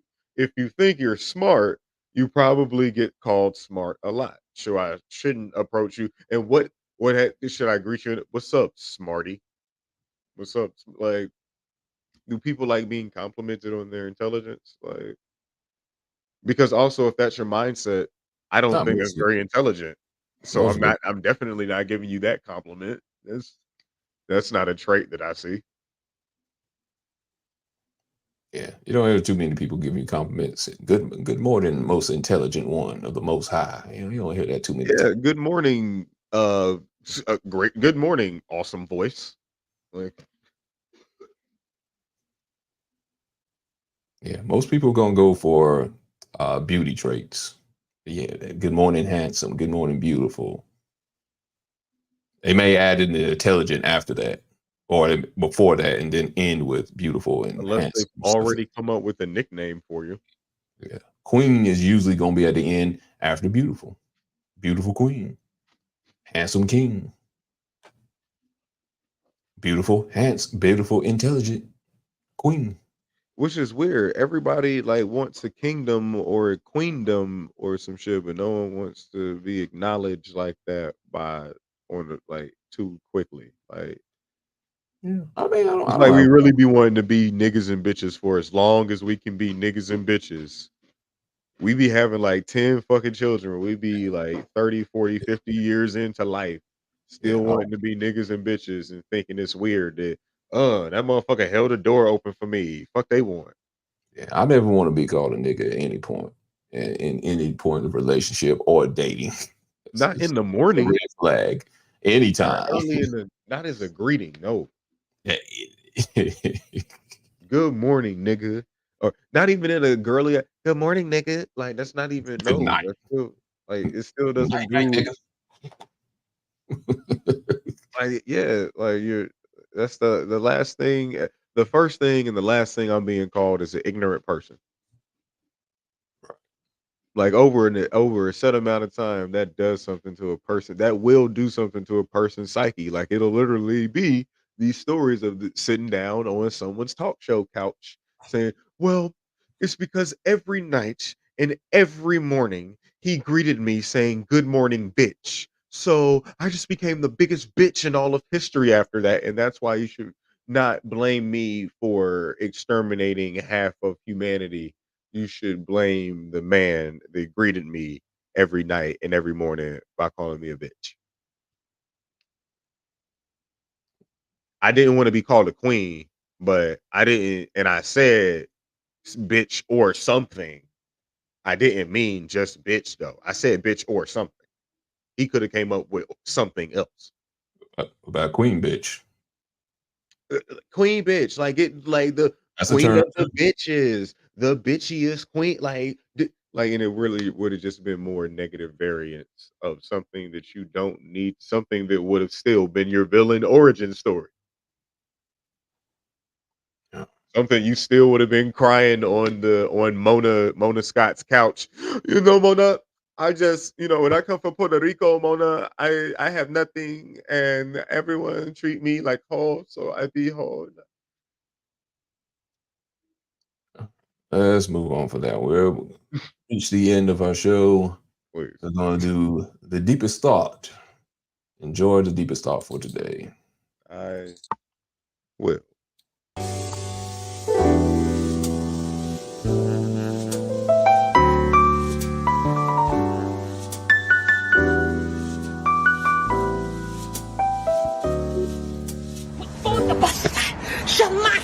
You know it.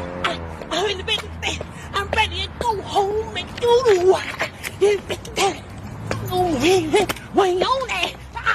That's Michael. Jack. You know it. I'm in the business. I'm ready to go home and do the work. Ready to go home? What? Where is she coming from? Where is she? What? And that was today's deepest thought. I'd like to thank everybody for joining Hostile Therapy with Big Red, getting some hostile therapy, not because you want it, but because you need it. So bad for that jacket. Thank you for, that jacket was crying. That jacket was hurting, crying like he was on the earth. Thank you, LT, Lord Trent, for coming on the show. Sparky T for gracing us with her presence and her opinions and facts. And y'all got a shout out you want to give before we sign off for tonight? Free Palestine till they ain't fucking free no more. Fuck the Roman Empire as a staff record label and as a motherfucking crew. And if you want to be down with the Roman Empire, fuck you too. Very strong statement. All right. Sparky T. Oh, you're on mute. You're on mute. You're on mute. Oh, I just want to say hey to my kids and my grandkids. And congratulations to my team, to the 49ers. And our good run for the Super Bowl. That's a good shout out. That's it. That's all. Love y'all. Don't be holding your head red. You know that was a good shout out. It's all right. It's all right. I'm going to therapy for it. I'll be all right. You need. It's always next year. Yes, I'm a lose Giants his fan, so accent. I'm used to L's. So are we. All right. Thank y'all for joining us on the show. South Therapy. We'll see y'all next week. Peace. Yeah.